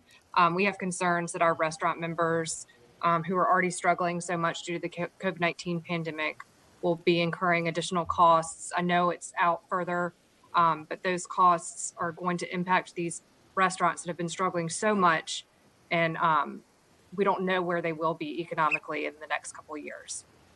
Okay, thank you, Kate. So I guess we're on the opponents at this point. At this point, if you would like to speak against the bill, please raise your hand. Okay, we got opponents now. Mike Carlin, please go ahead. Yes, Mr. Chair, members of the committee, good afternoon. I'm Mike Carlin on behalf of the Coalition for Consumer Choice. The coalition is comprised of 14 business and industry associations representing tens of thousands of Virginia employees and customers who oppose banning polystyrene containers as proposed in HB 1902. Let me make 3 quick points. First, we believe that now is not the time to make a policy statement to ban a product that has become even more essential to the safe delivery of takeout food and other products during the COVID-19 pandemic, and may continue to be in high demand going forward due to changed behaviors and the expectations of Virginia's families over the past year. Second, and just as importantly, from a process standpoint, the Virginia Plastic Waste Prevention Advisory Council was created last year from Delegate Plum's House Bill 1354. In the legislation, the council was directed to evaluate polystyrene packaging and report to the General Assembly last November. The council never met and has made no recommendations or report, so we believe this proposed policy decision to ban is premature. And third and last, we also object to the carve-outs in the bill, which leave for-profit small businesses as targets. We believe that's unfair. Lines 34 and 35 exclude nonprofits, and I don't believe the school systems or other government entities are targeted with the ban either. So on behalf of the coalition members, including the Virginia Restaurant and Travel Association, the Virginia Retail Federation, the NFIB, Virginia Manufacturers Association, American Chemistry Council, Virginia Food Industry Association, and the Northern Virginia, Hampton Roads, Arlington, Fredericksburg, Prince William, and Roanoke Chambers of Commerce, we ask that you not support passage of the bill. Thank you, Mr. Chair. Mike, we got a question from Senator Marsden. Yes. Hi, Mike. Mike, this polystyrene is pretty nasty stuff. But I'm in favor of the manufacturing that advanced manufacturing that we come through that can reprocess plastic. Isn't there enough plastic outside of the polystyrene that would sustain the new industry that we worked on to create this year? I think two things there. One is the message you're sending to that industry by banning something that they can use in their processes. There's plenty of plastic, and as we attract these industries to come, this new technology to Virginia, we'll be able to process more and more of it. So you have that issue, the message to the industry, and then you have the impact to the small businesses and to the families that over the past year have really, I think everyone has seen the carryout has gone up dramatically. People are relying on that safe product that keeps hot food hot, cold food cold, and things from spilling everywhere. So I think that's going to be around for a few more years after the pandemic. So I think it's for the safety and convenience of the customer, the impact of the small business, and to send the right message to industry. Okay, thank you, Mike. Other opponents, I'm going to have a couple questions in a second, but other opponents. Scott Pedowitz, please go ahead. Chair, members of the committee, I'm Scott Pedowitz with the Arlington Chamber of Commerce. We also opposed the bill. Our experience is that many of the food vendors who are using polystyrene here in Arlington are small, locally owned delis. They're trying very hard to maintain their very small profits by minimizing cost in a very expensive area. And polystyrene is often the lowest cost container for them. We would support incentives to help them reduce the use of polystyrene, but we worry that a prohibition such as this will burden inequitably, mostly on those who can least bear the cost. We ask the committee to oppose the bill. Thank you. Clayton Medford, please go ahead. Mr. Chairman, Clayton Medford with the Northern Virginia Chamber of Commerce. Speaking in opposition to the bill for the reasons stated before, we believe that recycling this material is a far better economic option for Virginia than an outright ban. So we'd ask that you not support the bill. Thank you. Robert Melvin, go ahead. Mr. Chairman, members of the committee, Robert Melvin with the Virginia Restaurant, Lodging, and Travel Association. Speaking on behalf of the restaurants here in Virginia, I would like to point out that this is not something that doesn't come without significant costs for many of our members that utilize this food service packaging product. For example, one of our members, they've dealt with this in Maryland, and it's cost them, this was pre-pandemic, $38,000 more per restaurant per year. Extrapolating that information and utilizing it to examine the fact that they're doing 3 times more carryout, in essence, this would cost them about $100,000 more per year at this point in time. Also, I think it's important to consider that when you look at Virginia Economic Development Partnership data, they're saying that, full recovery for, hospitality and tourism will be in about 2024, but they're also saying that when you look at small metro and rural areas, it's going to be about 5 years after that. So even the timeline that's in place for this bill, I think, doesn't factor in the fact that certain areas are going to have a much more difficult and longer road to recovery. And those restaurants that are in those areas are going to be struggling more, and placing this burden on them is going to be very harmful to those businesses as they try to claw their way back. So for those reasons, we urge you to oppose it. Okay, I see my old friend Omar out there. Hello, Chairman Peterson. Thank you. My old friend. Yes, sir. Go ahead, Omar. I'll be brief. I know you all have been busy. Good afternoon, Chairman and members of the committee. I just want to concentrate on 2 points because my colleagues raised others. One, polystyrene foam food service is not toxic. What is very critical to understand here, members, is that styrene, the chemical that which polystyrene foam is made from, is as different from the polystyrene foam cup as sugar is from wood. Are they in the same family? Yes. Are they the same substance? No. So it is very critical for all of you to understand that polystyrene foam is not toxic and has been certified by the FDA for decades to be food contact safe. So I think that that's absolutely critical. So please make sure to understand that. Second, polystyrene foam is being recycled mechanically in several areas around the country. Brief rundown: Crofton and Belcamp, Maryland; Newcastle, Delaware; Atlanta, Georgia; Randleman, North Carolina. We can bring that type of recycling here to Virginia and the Commonwealth through a technology called a densifier. It can be set up in a MRF for anywhere from $16,000 to $50,000. There is an organization called the Food Service Packaging Institute that has a grant for localities and municipalities to be able to afford this densifier to increase mechanical recycling of polystyrene foam food service to help with diversion from the from the landfill. With that, I will close out. Omar, very quickly, which organization are you with? I'm sorry. My name's Omar Terran with the American Chemistry Council, specifically the Plastic Food Service Packaging Group. Great. Mr. Chairman. Senator Hashmi. May I just ask a question to this last speaker? Yes. I'm just curious with the recycling that he's talking about, are they using the used polystyrene, the ones that are already contaminated with food waste, or is it clean polystyrene?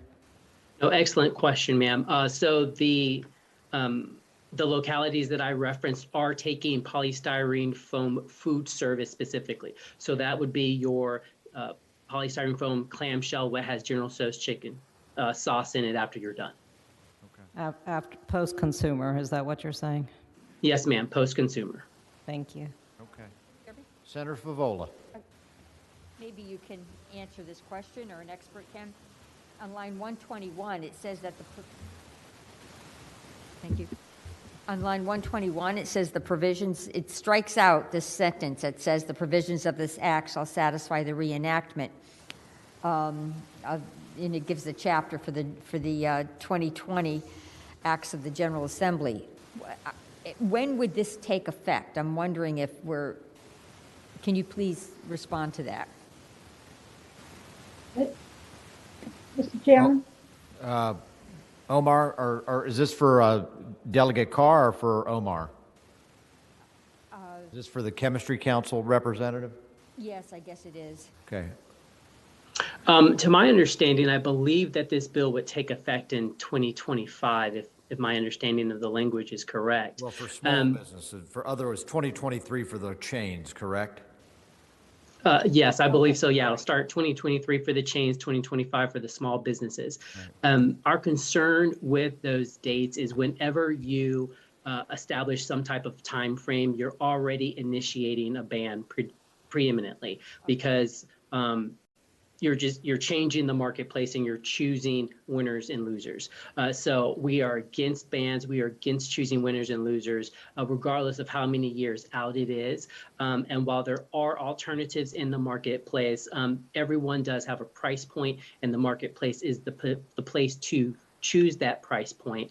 And so we would prefer to increase the recycling of the product throughout the Commonwealth by utilizing the grant system and densifiers. All right. Any questions for Omar? Mr. Chairman? Senator Marson. What has the recycling at McDonald's, Burger King, Hardee's, what have you, have they already made the shift away from polystyrene? To my knowledge, McDonald's moved away from polystyrene foam back in like the 80s. But we also have to be cognizant, Senator Marsden, that for large corporations in multiple countries, the economics are much easier for them than it is for even a local chain restaurant like Glory Days up here where I am in Arlington, or even much smaller mom and pop shops. And so, pennies count when you are that food truck on the corner trying to make it work in the middle of a pandemic versus McDonald's, which can absorb that type of cost. So I would just, make sure that we keep economics of scale in mind. Mr. Chairman? Yeah, Senator Marsden. Is it just prohibitive for an organization to wrap something in paper and put it in a bag, which would be probably less cost than the polystyrene? Or I recognize that's different for perhaps a Chinese restaurant and a burger place, but I went to a submarine place last night. They wrapped it in paper, put it in a bag, and they didn't try to put it in polystyrene. So, Senator Marsden, it depends on the type of food that you're using, right? First, paper alternative products versus polystyrene foam food service. Polystyrene foam wins on the economic market. It's 95% air, and that's why it's such a good insulator.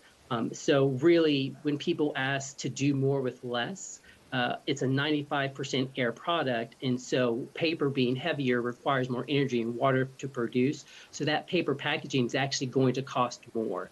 But to the second part of your question, really the type of packaging that you want to utilize is based upon the type of food that you're going to get. So for a Subway sandwich, wrapping it in paper is perfectly fine.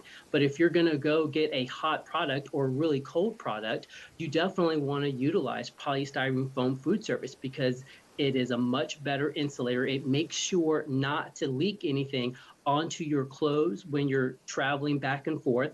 And especially in a time of curbside pickup and drop off, making sure that the food reaches from the restaurant to your home effectively and in a sanitary way. Polystyrene foam food service does not have an equal when it comes to its functionality. Okay, that's all very useful. Very quickly, and then Very quickly, we need to wrap up here. The last thing I want to know is what is the estimate of the industry is with advanced manufacturing that can deal with these products as to how much it will start removing from if 100% is the what we've got right now, how much will it be reduced by the advanced manufacturing? How much of the polystyrene would not end up in the water?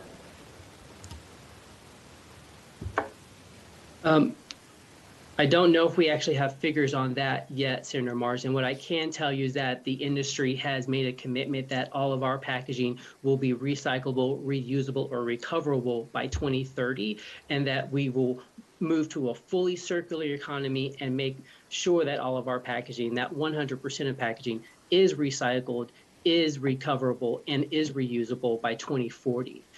There are examples of this starting to take shape throughout the country. But we do have some benchmarks that we've put together. And just to understand, those benchmarks were put together internally by scientists and engineers among a lot of our member companies so that we can actually achieve those benchmarks. And it's not just a date that was whimsically thrown up there. Okay, thank you very much. Omar, you've said a lot, which that's good. Betsy, I'm going to turn it back to you because there's been a lot said, and I want to make sure you got a full rebuttal time. Thank you. And let me give you two questions to posit. One is the issue of the school system. I think it's a good one. I mean, the school system is probably one of our largest users of styrofoam. And then, so, making that distinction between nonprofits and for-profits. And the second thing is, and again, I, as an attorney, have represented a lot of restaurants over my career. And styrofoam is a little bit unique in that it keeps meals hot. So it's very popular with, not just Chinese restaurants, Indian restaurants, other ethnic foods. Is there any type of substitute? So, I elaborate on those points if you can, but just the floor is yours to rebut. Thank you. Thank you, Mr. Chairman. I know that there are a number of recyclable materials, compostable materials that are available. And the cost can be as little as 1 cent. So if you have a vendor sending a restaurant putting out 200 pieces a day, that's going to be 1 cent more? Is that going to be $2 more for the day? I don't think that the argument for the cost for the for the materials. There are going to be lots of them available. We're getting more and more as we're moving along. And I don't think that that is, you know, I don't think that goes all the way. I also don't think that, you know, manufactured recycling or mechanical recycling is not going to get the styrofoam that's in our dishes, in our ditches, by our roads.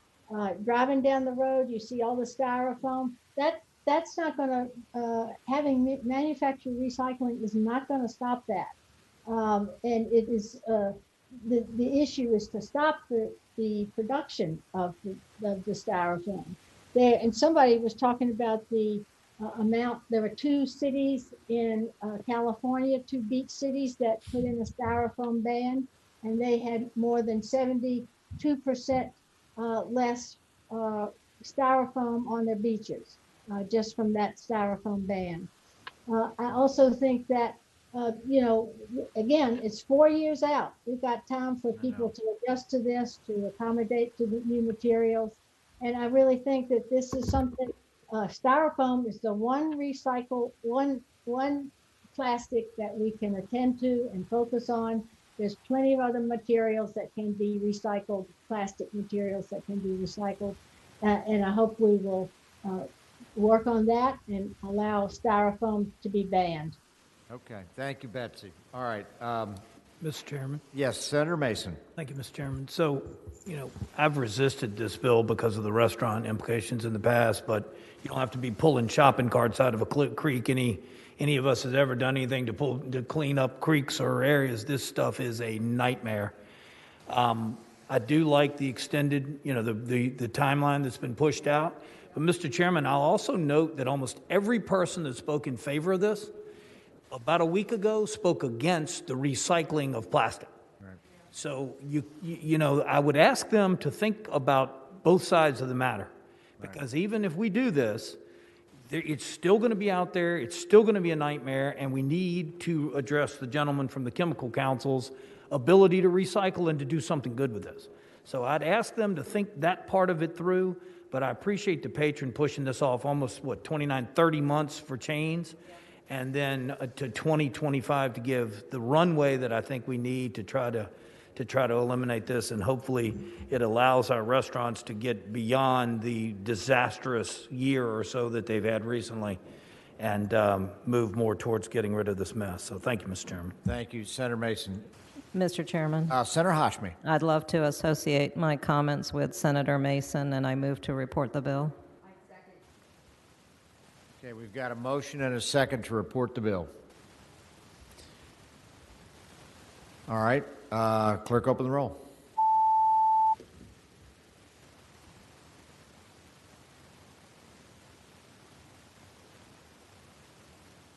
Ayes 8, noes 7. Ayes 8, noes 7. The bill reports. Thank you, Mr. Chairman, members of the committee. Okay, that takes us, hopefully we can move pretty quickly now.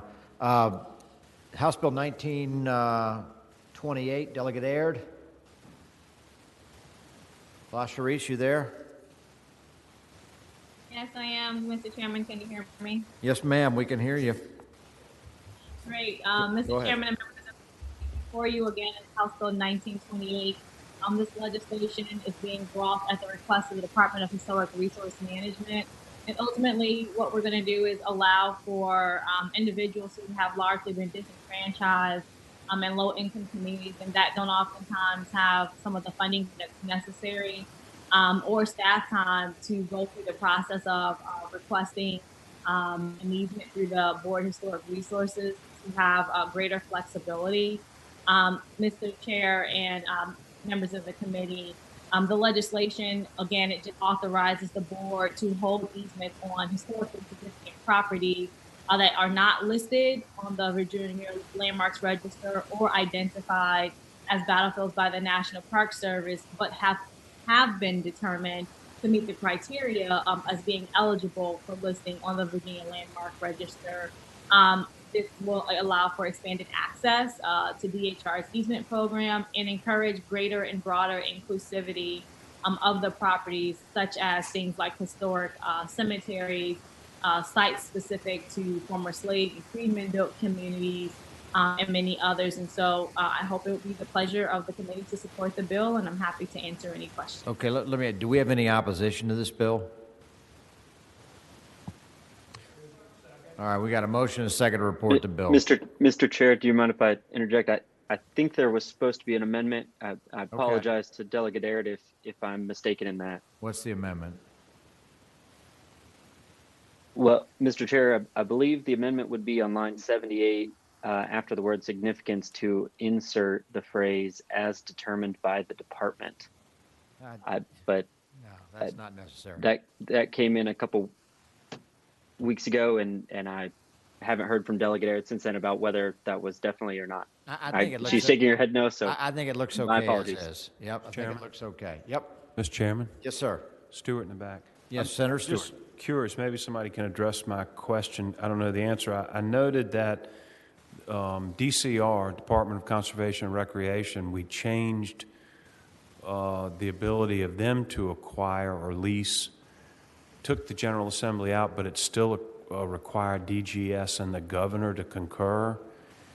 But with historic resources, they were able to acquire two things, a battlefield, and something else, and now they can acquire any property as determined by them without any approval of the governor or DGS or the General Assembly. Can somebody explain to me, am I right?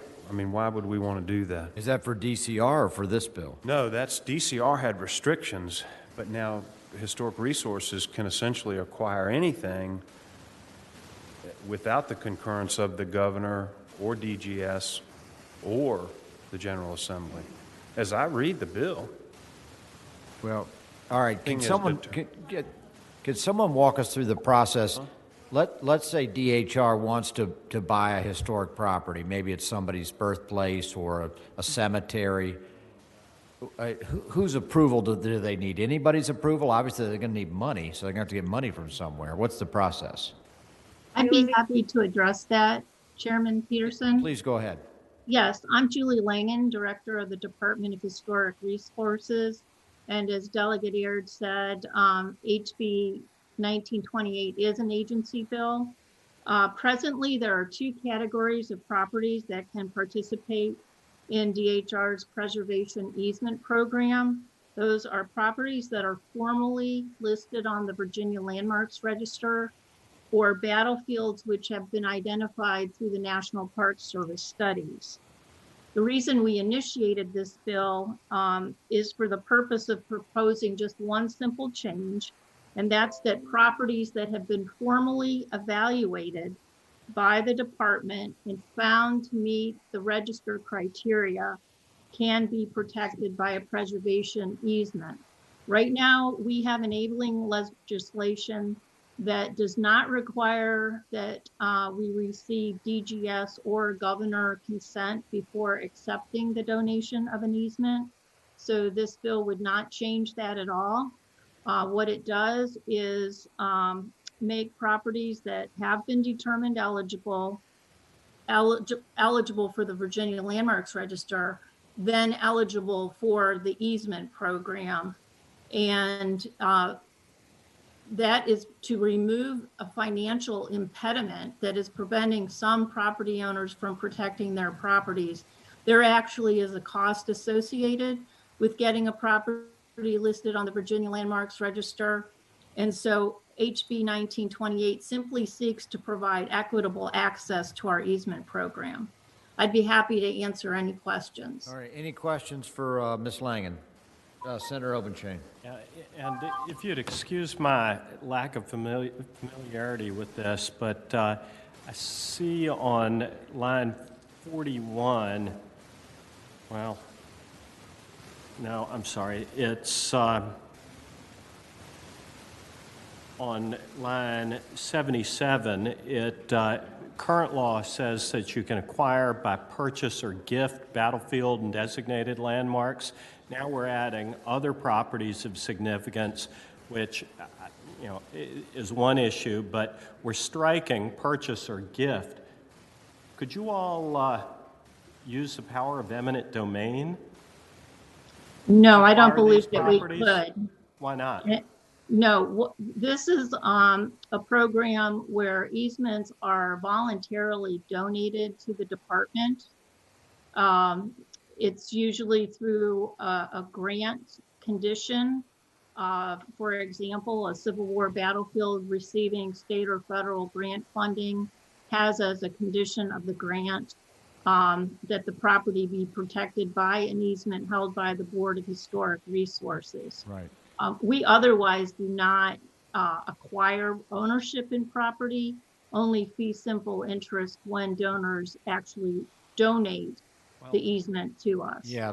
Well, utilities get easements, and they can get an easement through the exercise of the power of eminent domain. And I understand that the current administration, it may not be your policy or practice to acquire property or easements through eminent domain, but I'm just kind of curious as to whether a future administration, if they identified a property of historical significance that the owner did not wish to sell or place an easement upon, whether the department could utilize the power of eminent domain to do so by virtue of taking out purchase or gift. Senator Obenshain, I think I understand your question, and I regret that I'm not prepared to provide you an answer. I would have to seek an opinion or guidance from the Attorney General's office concerning that language in our current enabling legislation. Right. Well, I'll give you some free legal advice. I think the answer is yes. And I've actually got the historic easement case in front of the Supreme Court on the Hugo Black House, which is coming up in about 2 months. So I think the short answer to the question is yes, but I don't think this bill changes that one way or the other. So, all right. Do we have any more questions for the director? We got to get moving here, folks. Anything else from any other witnesses? We have 2 witnesses. Okay. Witnesses, go ahead. Pat Calvert, please go ahead. Mr. Chair, Pat Calvert, Virginia Conservation Network. I'll try to keep it under 60 seconds. We're very supportive of this legislation and thank Delegate Aird for bringing it forward. Okay, thank you, Pat. Hunter Jamerson, please go ahead. Mr. Chairman, members of the committee, Hunter Jamerson representing Preservation Virginia. Likewise, we're very appreciative of Delegate Aird bringing this bill forward. We think it's an important bill. I would note to Senator Stewart's question, the introduced bill did make changes to Title 2.2, Section 1149, dealing with DGS review and governmental approval. The committee substitute that came out of the House no longer makes those changes. This only addresses those properties that the department has the purview to acquire. Okay. All right. Any other witnesses? Looks like we're done. All right. Do we have a motion on the bill? Move to report. Okay, we had a motion and a second to report. Clerk, open the roll.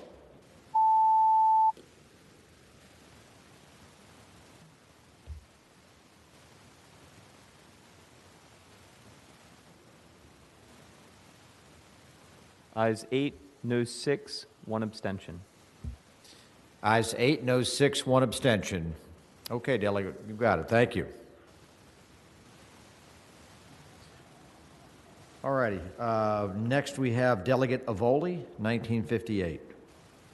Thank you, Mr. Chair, members of the committee. HB 1958 is by the request of the city of Waynesboro. It designates 6.5 miles of the beautiful South River, which runs through the city of Waynesboro, as a component of Virginia's scenic river systems. This designation benefits local tourism, business development, and enhances civic pride. It is used extensively for fishing and canoeing. It is a vital part of the downtown Waynesboro. In addition to the city of Waynesboro, Okay, is there any, I'm sorry to cut you off, Delegate. Is there any opposition? Mr. Chairman, I move that we report the bill. Okay, I've got a motion and a second to report the bill.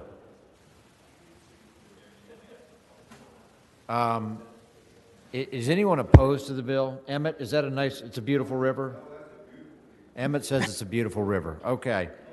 I don't think we need public comment then. I appreciate people waiting, but we're gonna move pretty quickly here. Let's go ahead and open the roll.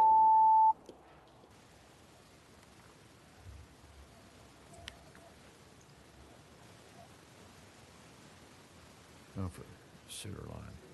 Ayes 12, noes 1. And I apologize for folks that were waiting, but these we're moving to the uncontested docket. 82 and 83 we already did, Sean. 1982 and 1983 were done. Okay. Have we done Krizek's bill? Okay. Delegate Krizek. Paul, you there? Unmute yourself. Delegate Krizek, there you go. Yeah, can you hear me now? We got you. Go ahead. Thank you very much, Mr. Chairman. This HB 2030 comes from a constituent. She's a suburban beekeeper, and she's been having difficulty when neighbors were spraying neonicotinoid pesticides. And so what this, we worked extensively, and I want to thank the Virginia Agribusiness Council and Virginia Farm Bureau for setting up some groups to meet with me via Zoom, of course. And we've come up with, I think, we have peace in the valley on this. It's now a notification bill that ensures that no person may apply neonicotinoid pesticides in residential zones unless they're a licensed professional applicator or under the direct supervision of one, or they've completed proper prior notification of owners of managed beehives that have marked it with a visual indicator, which is described by the Beekeeper Pollinator Protection Best Practices, located within the line of sight of the application by phone, email, or by mail, or in person at the address listed for the hive at least 24 hours before application. And there's a $100 civil fine for those folks who don't do that, and that gets deposited into the pesticide control fund. Okay. I know we've got some comments on this one. Do we have any questions from the panel before we get to witnesses? Okay. All right. Do we have any witnesses? Let's get the proponents first. If you'd like to speak in favor of this legislation, please raise your hand. Pat Calvert, please go ahead. Hey, Mr. Chair, Pat Calvert, VCN. We are appreciative to the delegate for bringing this legislation.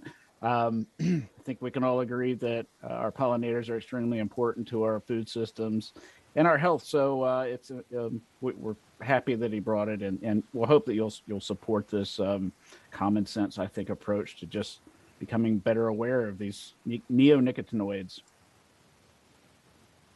Zach Huntington, please go ahead.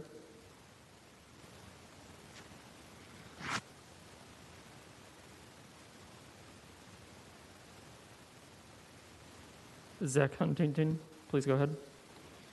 Thank you, Mr. Chairman and members of the committee. Zach Huntington with Clean Fairfax, and we support this bill. We hope it's the will of the committee to move it forward. Thanks. Are there any other speakers who would like to speak in favor of this bill? Please raise their hand. Mr. Chair, there don't seem to be any more proponents of the bill. Okay, so that's the proponents. Let's hear from the opponents. Those who would speak against the legislation, please raise your hand. Katie Helbush, please unmute and go ahead.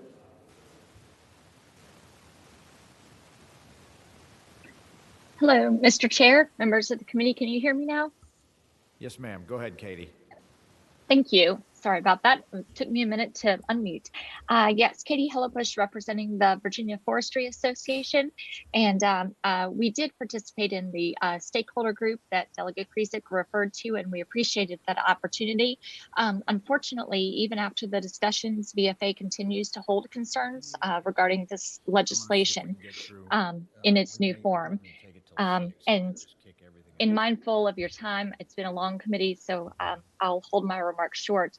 But we are concerned about the matter of precedent, that it establishes a new threshold of regulation without full consideration to the impact on OPS or VDAX, and of course its fiscal impact as well, requiring a new full-time employee for VDAX at a cost of $99,000. Thank you very much. All right, thank you, Katie. Anybody else who's an opponent of the bill? At this time, there are no other hands raised to speak. Okay. Let me just, my own observation, Delegate, and that is, I'd prefer not to put this in the code. I don't mind making it a Section 1 bill, but I just think, we're micromanaging how to use an aerosol, basically a pesticide. I think that's what regulations are for. So anyways, that's just my opinion, but any other opinions from the committee? Anybody else want to speak on this bill? Mr. Chairman. Senator Mason. Oh. Yep, the other Mason. Senator Ruff. I believe that VDAX has a policy of how to deal with establishing these regulations, and they look at it very scientifically, and they don't do it just because of the mood of people. And I would move that the bill just lay on the table. Mr. Chairman. Okay, let me before we make any type of dispositive motion, let me hear from the delegate. Senator Krizak, or Delegate Krizak. If I was senator, we'd have to do something about Senator Silva. Right. Redistricting, that's what it's all about. There you go. This is just a notification bill. I want to make that clear. This is not a regulatory bill. All it does is it asks that you give notification ahead of time before you spray in a suburban area where there's where people have beekeepers or beekeepers exist, and that's it. It started as a bill that was banning neonics, but we worked with everybody, VACO, VMA, the Virginia Chemistry Council, the National Pest Management folks, Virginia Tech, and we had peace in the valley. I'm surprised. I have not heard. I thought the Virginia Forestry Association was okay with this too. Neonics do a lot of good things. There's no doubt about it. Inside people's houses, they're used to get rid of bed bugs. The Virginia Forestry folks use them to inject into trees for emerald ash borer. So they have a lot of good uses. But this is really so that the community would, if you're a beekeeper in suburbia, you would be able to get notice, and you would not. It would not be a surprise when your hive dies because your neighbors didn't let you know. And it's just if you're, I mean, we've exempted out. You've got to be a licensed professional and all these other things. So I hope. I mean, I really feel like this is not a Section 1. And I think I would love to have an up or down vote on it. But all right. Well, I think if you get it up or down, it may be down. So Section 1 would keep it alive. Going once, going twice. I'll defer to your judgment. You know better than I do, your committee. All right. Well, we've got a motion on the floor to PBI. Was there a second to that motion? Okay, I'll make a substitute motion. I'll convert this to a Section 1 bill, and if I can get a second for that. Second. Okay, I'll convert this to a Section 1 bill. With the understanding that it's a study, Mr. Chairman? Well, just that it's a statement, basically of policy, but at the end of the day, I'm not putting this in the code. So that would be basically a substitute to make it a Section 1 bill. Okay, so I've got a motion to make it a Section 1 bill. All in favor say aye. Aye. Any opposed? Okay. Well, they don't need it now. Okay. All right, so we now have a Section 1 bill in front of us. Clerk, open the roll. Oh, I'm sorry, we had a motion to report and a second. Clerk, open the roll. Yep.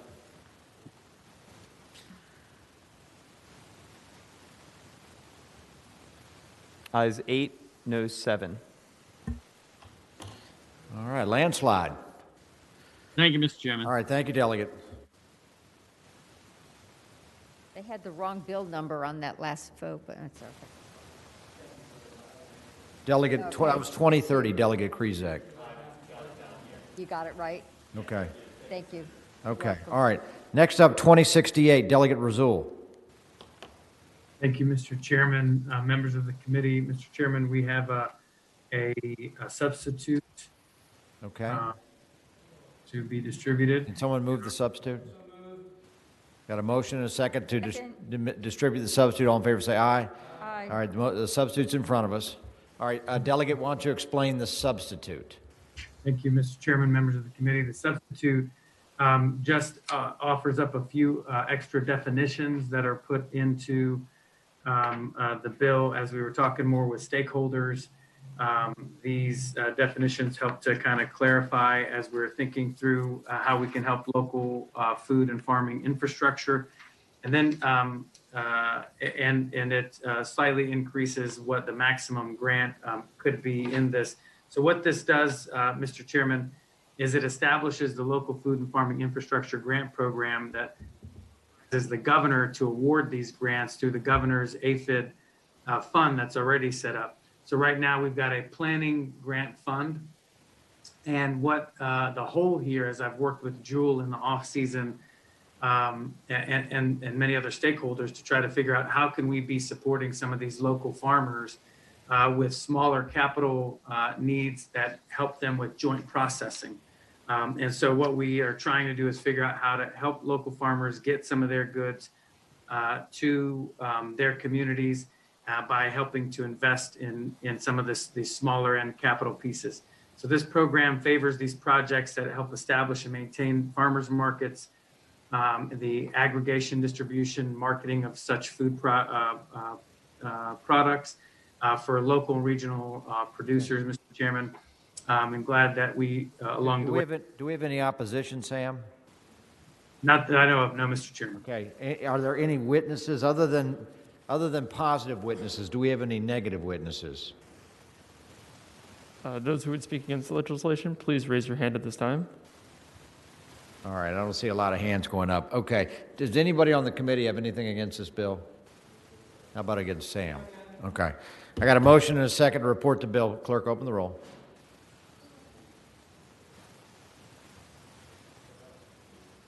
There's this report with the substitute. That's correct. Ayes 15, no 0. Okay, 15-0. You're on your way.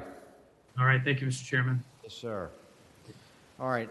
Next, we have 2078. Delegate Marshall. Did y'all already handle that? Okay, good. All right. How about 2129 Lopez? We did that. Did that. All right. How about 2148 Delegate Willett? Okay, Rodney, talk to us. Okay. Thank you, Mr. Chair, members of the committee. HB 2148 will establish a permit by rule or PBR process at DEQ for both hybrid and standalone energy storage projects, which are better known as battery storage projects. This would streamline the development of solar projects, which most often include a battery storage project or system as a complementary system by aligning the storage permitting process with other small renewable energy projects. Is this the same bill I had? I had a bill on battery storage. It's better. Okay. it's definitely more. All right. Keep going. I hope it sounds familiar now. That's good. Right. Very familiar. Taking good ideas. No, but it is working from just to let the committee know, this is the PBR process has been in place for about 10 years now at DEQ. It's been very successful. It's actually a very robust process, and the idea is to make these projects, essentially simplify the process so that a developer is not going through two separate process or approval work streams. This will bring it all to DEQ. There is associated funding in the budget at DEQ to add some staff to take care of this, and hopefully this will encourage what is becoming a very robust energy, clean energy economy here in Virginia. And I hope it would be the will of this body to pass this and report this to the full Senate. Okay, all righty. Any questions for Delegate Willett? Okay, do we have any witnesses? At the moment, we have 4 witnesses. All right, I don't know if we're going to need 4, but Let's keep them, give me the most articulate one first. All right, I didn't see any hands go up. Okay. Is that Sadie? Sadie Gary. Yes, Sadie, go ahead. Thank you, Mr. Chairman, members of the committee. My name is Sadie Gary. I'm here on behalf of Virginia's Electric Cooperatives. We thank the patron for his leadership on this, and we support the bill. Okay, and I'm just looking at the screen here. Looks like Rachel. Yes, that's right. Chairman, thank you so much. Members of the committee, my name is Rachel Smucker, and I am here on behalf of the Chesapeake Solar and Storage Association. We strongly support this bill, and we thank the patron for his leadership. Okay, and then Narissa. Hi, yes, Mr. Chairman, members of the committee, Narissa Turner on behalf of the Virginia Conservation Network, and we also support this bill. Thank you. Okay, and Harrison, did you want to speak on this bill? Mr. Chairman, Harry Godfrey, Virginia Advanced Energy Economy, strongly support the bill. Thank you. Okay. 4 articulate speakers, Mr. Chairman, and that I was move 4. to report and refer. All right, we've got a motion to report and refer the bill to finance. Do I hear a second? Second. Okay. I'm sorry. Clerk, open the roll.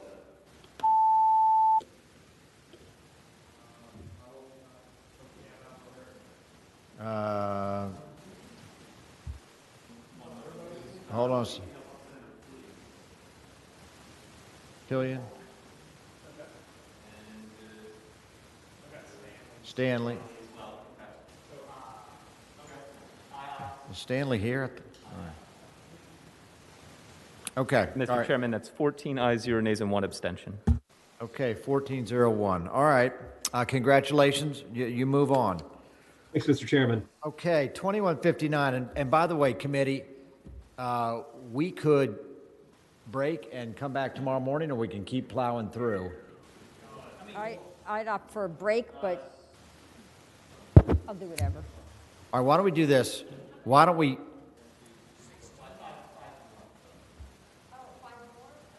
All right, let's just go. We're gonna move. All right, House Bill 2159, Delegate Guy.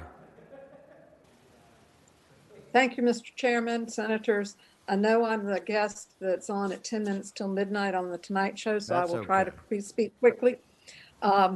This bill amends the existing code, which allows the release of up to 50 balloons into the atmosphere, and amends it to prohibit the intentional release of balloons into the atmosphere by anyone over 16, and imposes a $25 civil penalty on anyone who does. It is not a ban on balloons in any sense. It is not targeted towards trying to give tickets to children at the county fair. It is very carefully tailored with the age limit and the small fine to discourage mass balloon release events. So if I see a clown getting let off in handcuffs, this will be because of this bill? You shouldn't unless...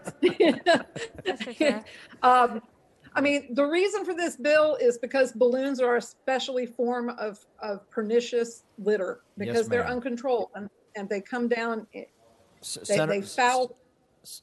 Oh, I'm sorry. Senator McClellan had a question. Well, isn't this the bill that Senator Kiggins had that I thought we passed the Senate last year? I was going to say this was the old McWaters bill back in the day.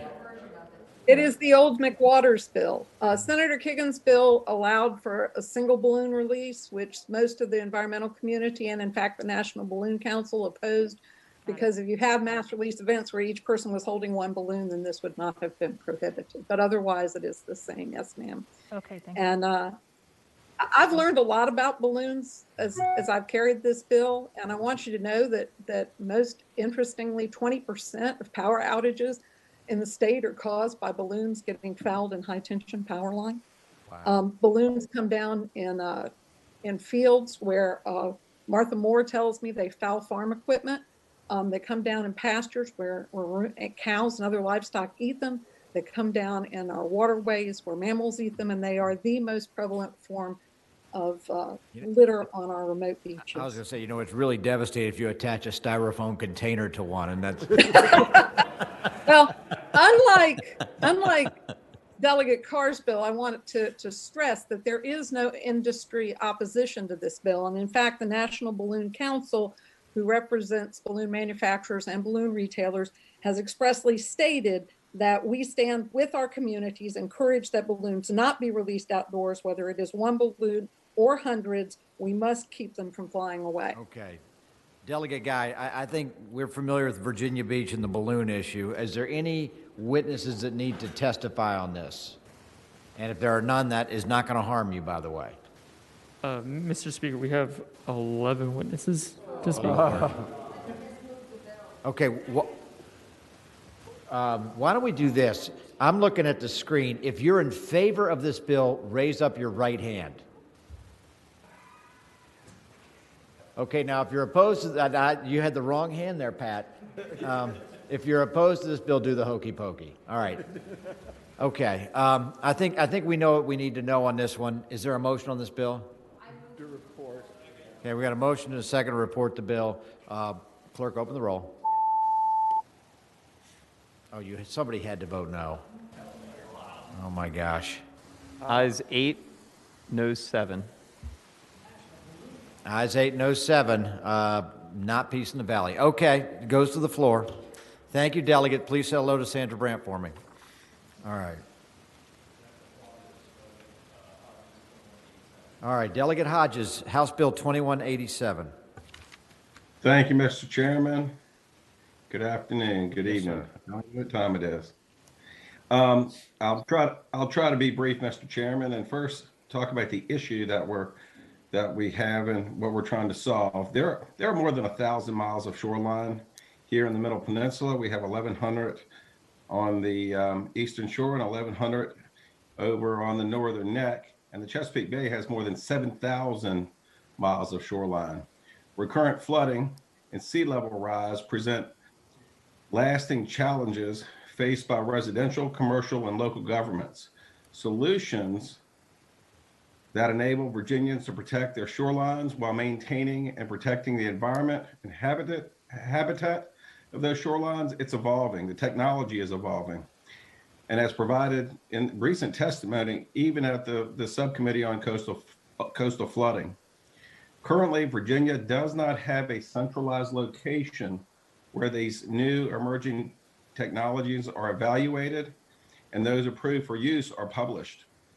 House Bill 2187 would at least evaluate the evaluation of a centralized location. House Bill 2187 looks to leverage the Commonwealth Center of Recurrent Reflooding, which is established in Virginia Code and includes VIMS, and I like to say the grass and the fish with VIMS, Old Dominion University, where we have the engineering, and William and Mary, which brings in the legal expertise. It brings them together under the Commonwealth Center for Recurrent Flooding, brings them together to evaluate a clearinghouse. And when you look at a clearinghouse, we have one over in DEQ with stormwater BMPs, but we don't have one for rising water. The one at DEQ deals with water flowing downhill, and we need to start looking at things differently, Mr. Chairman. We have, on one side, we have hardened structures. On the other side, we have living shorelines, but there's a lot of gray area in between with these new emerging technologies. So what we're trying to do is three things with this bill. Number one, direct the Commonwealth Center for Recurrent Flooding and Resiliency to evaluate the development of flood resiliency clearinghouse program. Two,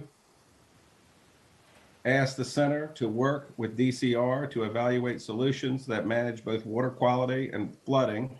And number three, have the center report back anything that they find by November 1st to the chair of the House and the Senate Ag Committees. Right. That's basically the ask, Mr. Chairman. Everyone agrees that something needs to be done, but no one seems to know what to do, and this directs them to at least evaluate a program to come back and bring a solution. And that's the bill, Mr. Thank you, Delegate. Any questions for the delegate? Senator Marsden. Thank you, Mr. Chairman. Delegate Hodges, you don't have to put it in a sentence, but if you say the words sea level rise, I'll vote for your bill. Okay. Sea level rise, Mr. Chairman. There I you mean, go. Senator Morrison, sorry. Senator Favola. This is a Section 1 bill. I see nothing wrong with it unless Right. you have speakers in opposition. I move to report the bill. Second. Okay, I'm going to assume we have no speakers on this. Does it have to go to finance? It has nothing to do with oyster cages, right, Keith? All right. No, sir. Okay. Does not need No, to go to sir. finance. No fisc. Okay. All right, no fiscal impact. I've got a motion and a second to report the bill. Clerk, open the roll. All right, you're out of here. Thank you, Mr. Chairman. Y'all have a great day. Yes, sir.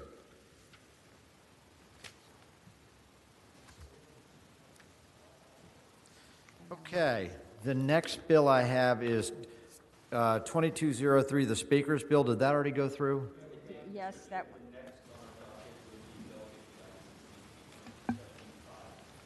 Okay, Delegate Goditis, 2275.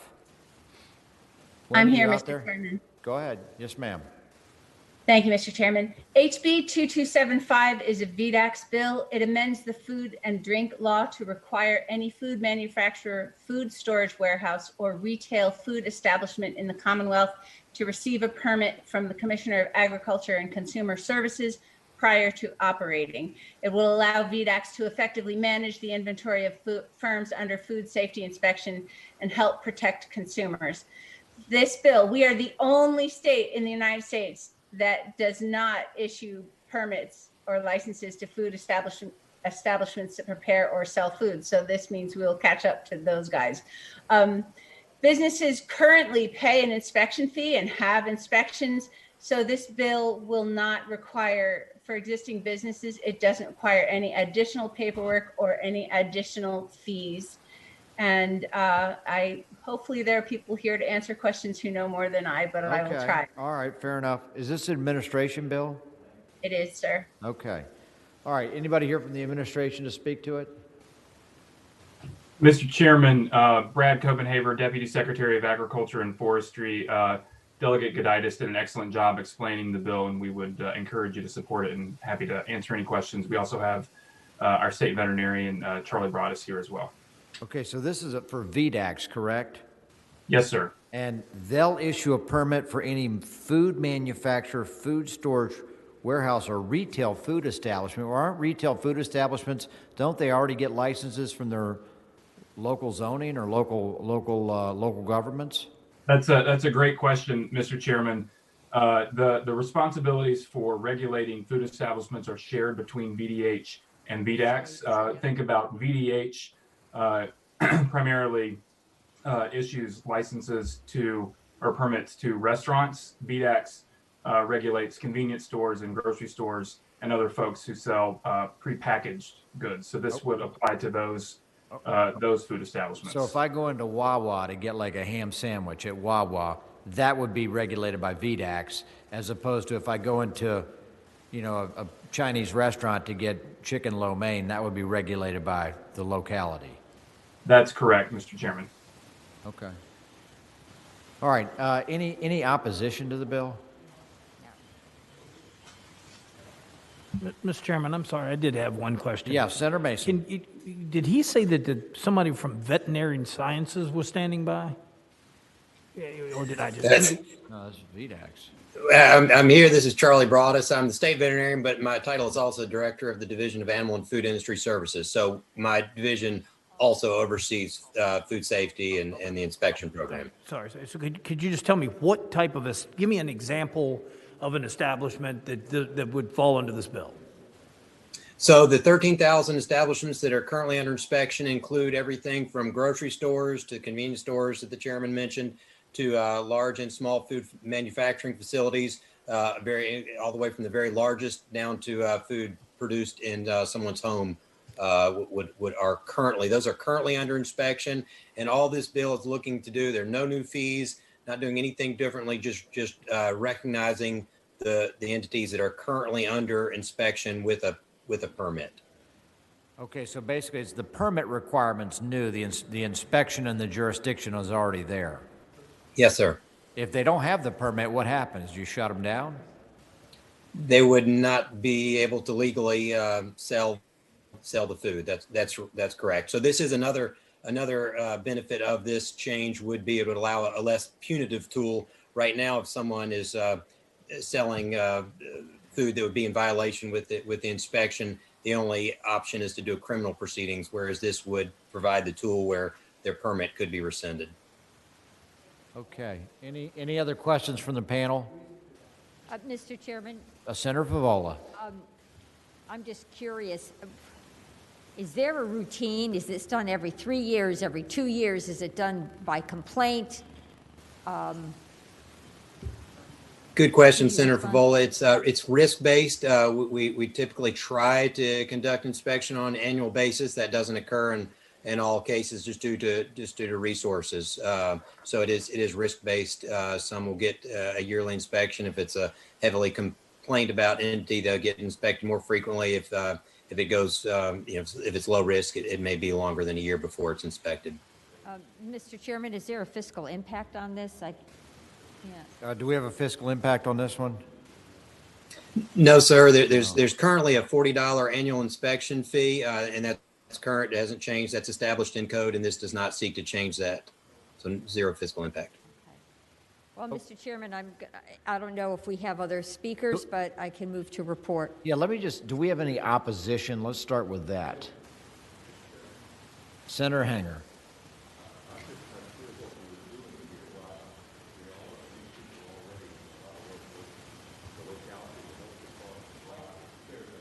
Emmett, can you put your mic on? I'm not clear on why we want a permit.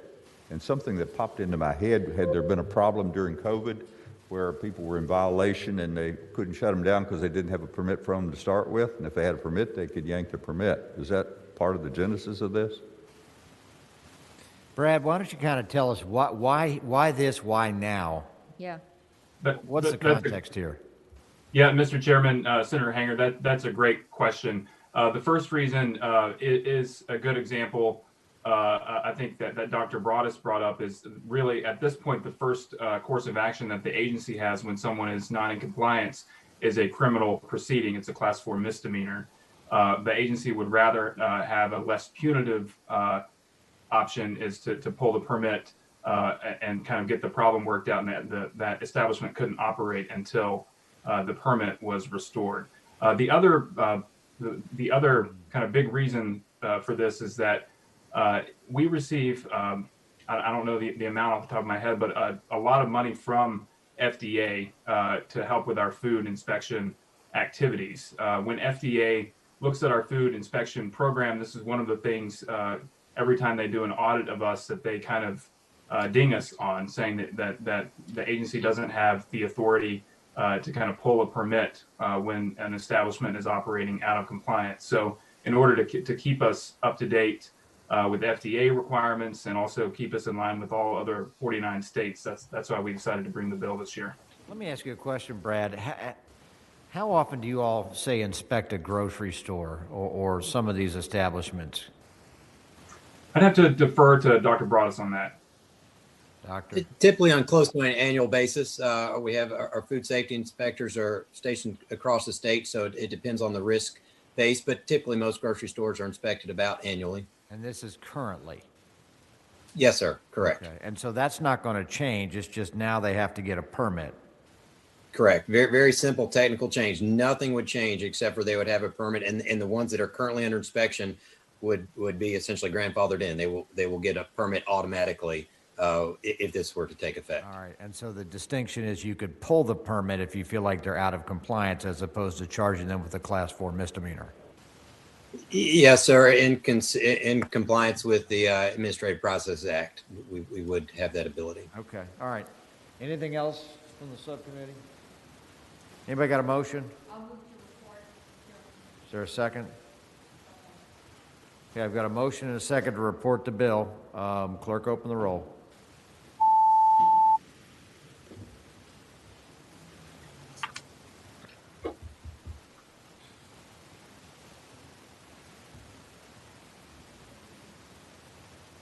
Ayes 9, no 6.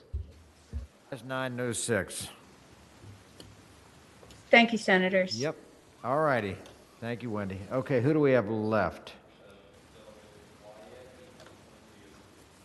Okay, Delegate Wyatt, 2302. Thank you, Mr. Chairman and committee members, and good evening. House Bill 3202 is the farmer's market bill. I would say there is an amendment in the nature of substitute, though. Okay, why don't you, do I have a motion for the substitute? Yeah, a motion, second to adopt the substitute. All in favor, say aye. Aye. All right, go ahead and circulate the substitute, please. Should I continue, Mr. Chairman? Yeah, go ahead and continue while we're searching for it. This is a very simple bill. It's 5 lines. It says during a disaster in which a state of emergency is declared, orders the closure of all public access to certain businesses, but considers grocery stores and other retailers that sell food be essential. This bill includes farmers markets shall be treated the same as such grocery stores. Mr. Chairman?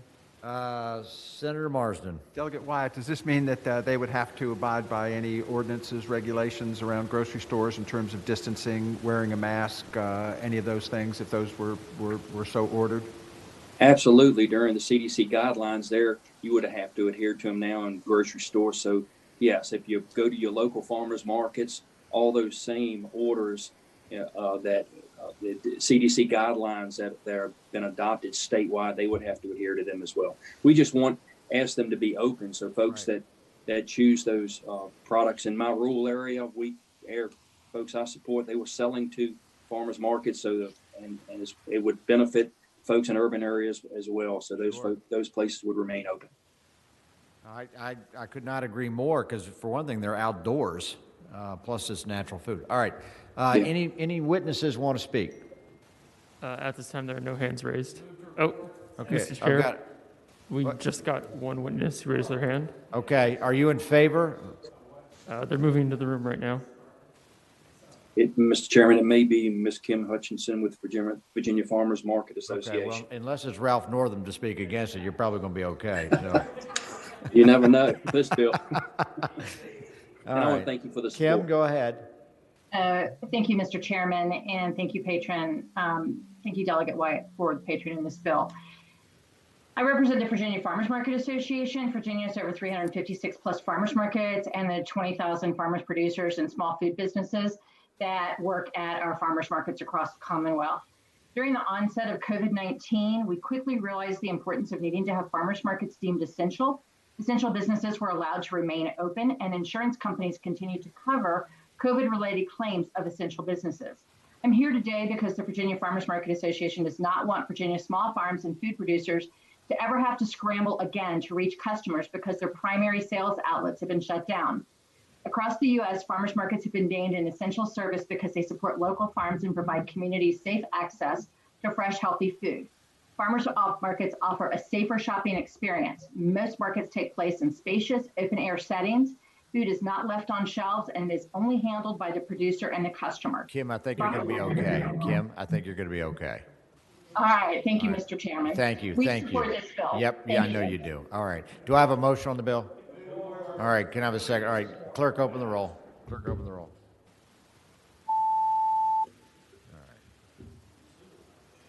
Suiterline voted Ayes in favor. 15, no 0. I talked Suiterline into it, by the way. Okay. Thank you, Mr. Chairman and Senators. Thank you, Delegate. All right, who do we have next? Delegate Runyon. Good evening, Mr. Chair and members of the committee. The hour is late and I will be brief. Yes, sir. Good. Thank you. So this bill, the purposes of this bill is to prevent theft. And what it does is allows battlefield preservation organizations, which would include Colonial, Civil War, and other battlefield organizations, to protect their land that they own or control via easement at the same posture that we do with state lands, and prevent relic hunters from coming in after hours and removing, antiquities.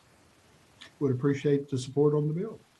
Okay, so as I understand, it's already illegal to remove an artifact from a battlefield, such as a mini ball or whatever you might find. This would also be land owned by a battlefield preservation organization or where they have an easement.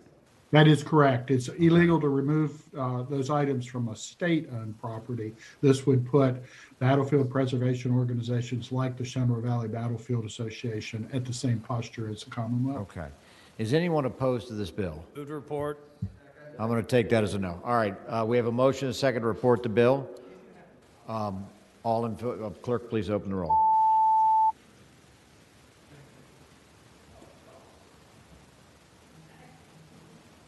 Okay. Ayes 13, no 0, 2 abstentions.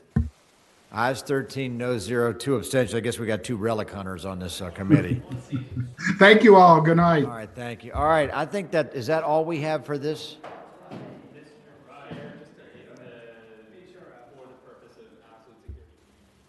Yeah, and while we're doing that, let me make a little public service announcement. Last fall, we were going to do a retreat at Sweetbriar College, and we had to cancel that, due to the pandemic, and we had to cancel everything. I have been in contact with the president. She wants to host us again, and I know the House is in an election year, so that might be too hectic for them, but keep your calendars clear. I would love to do that. A lot of these issues I think we can take up and bring the farmers and environmental community and anyone else that has business in our community or before our committee. I think it might be very useful. Okay? That's all we got. Thanks, guys.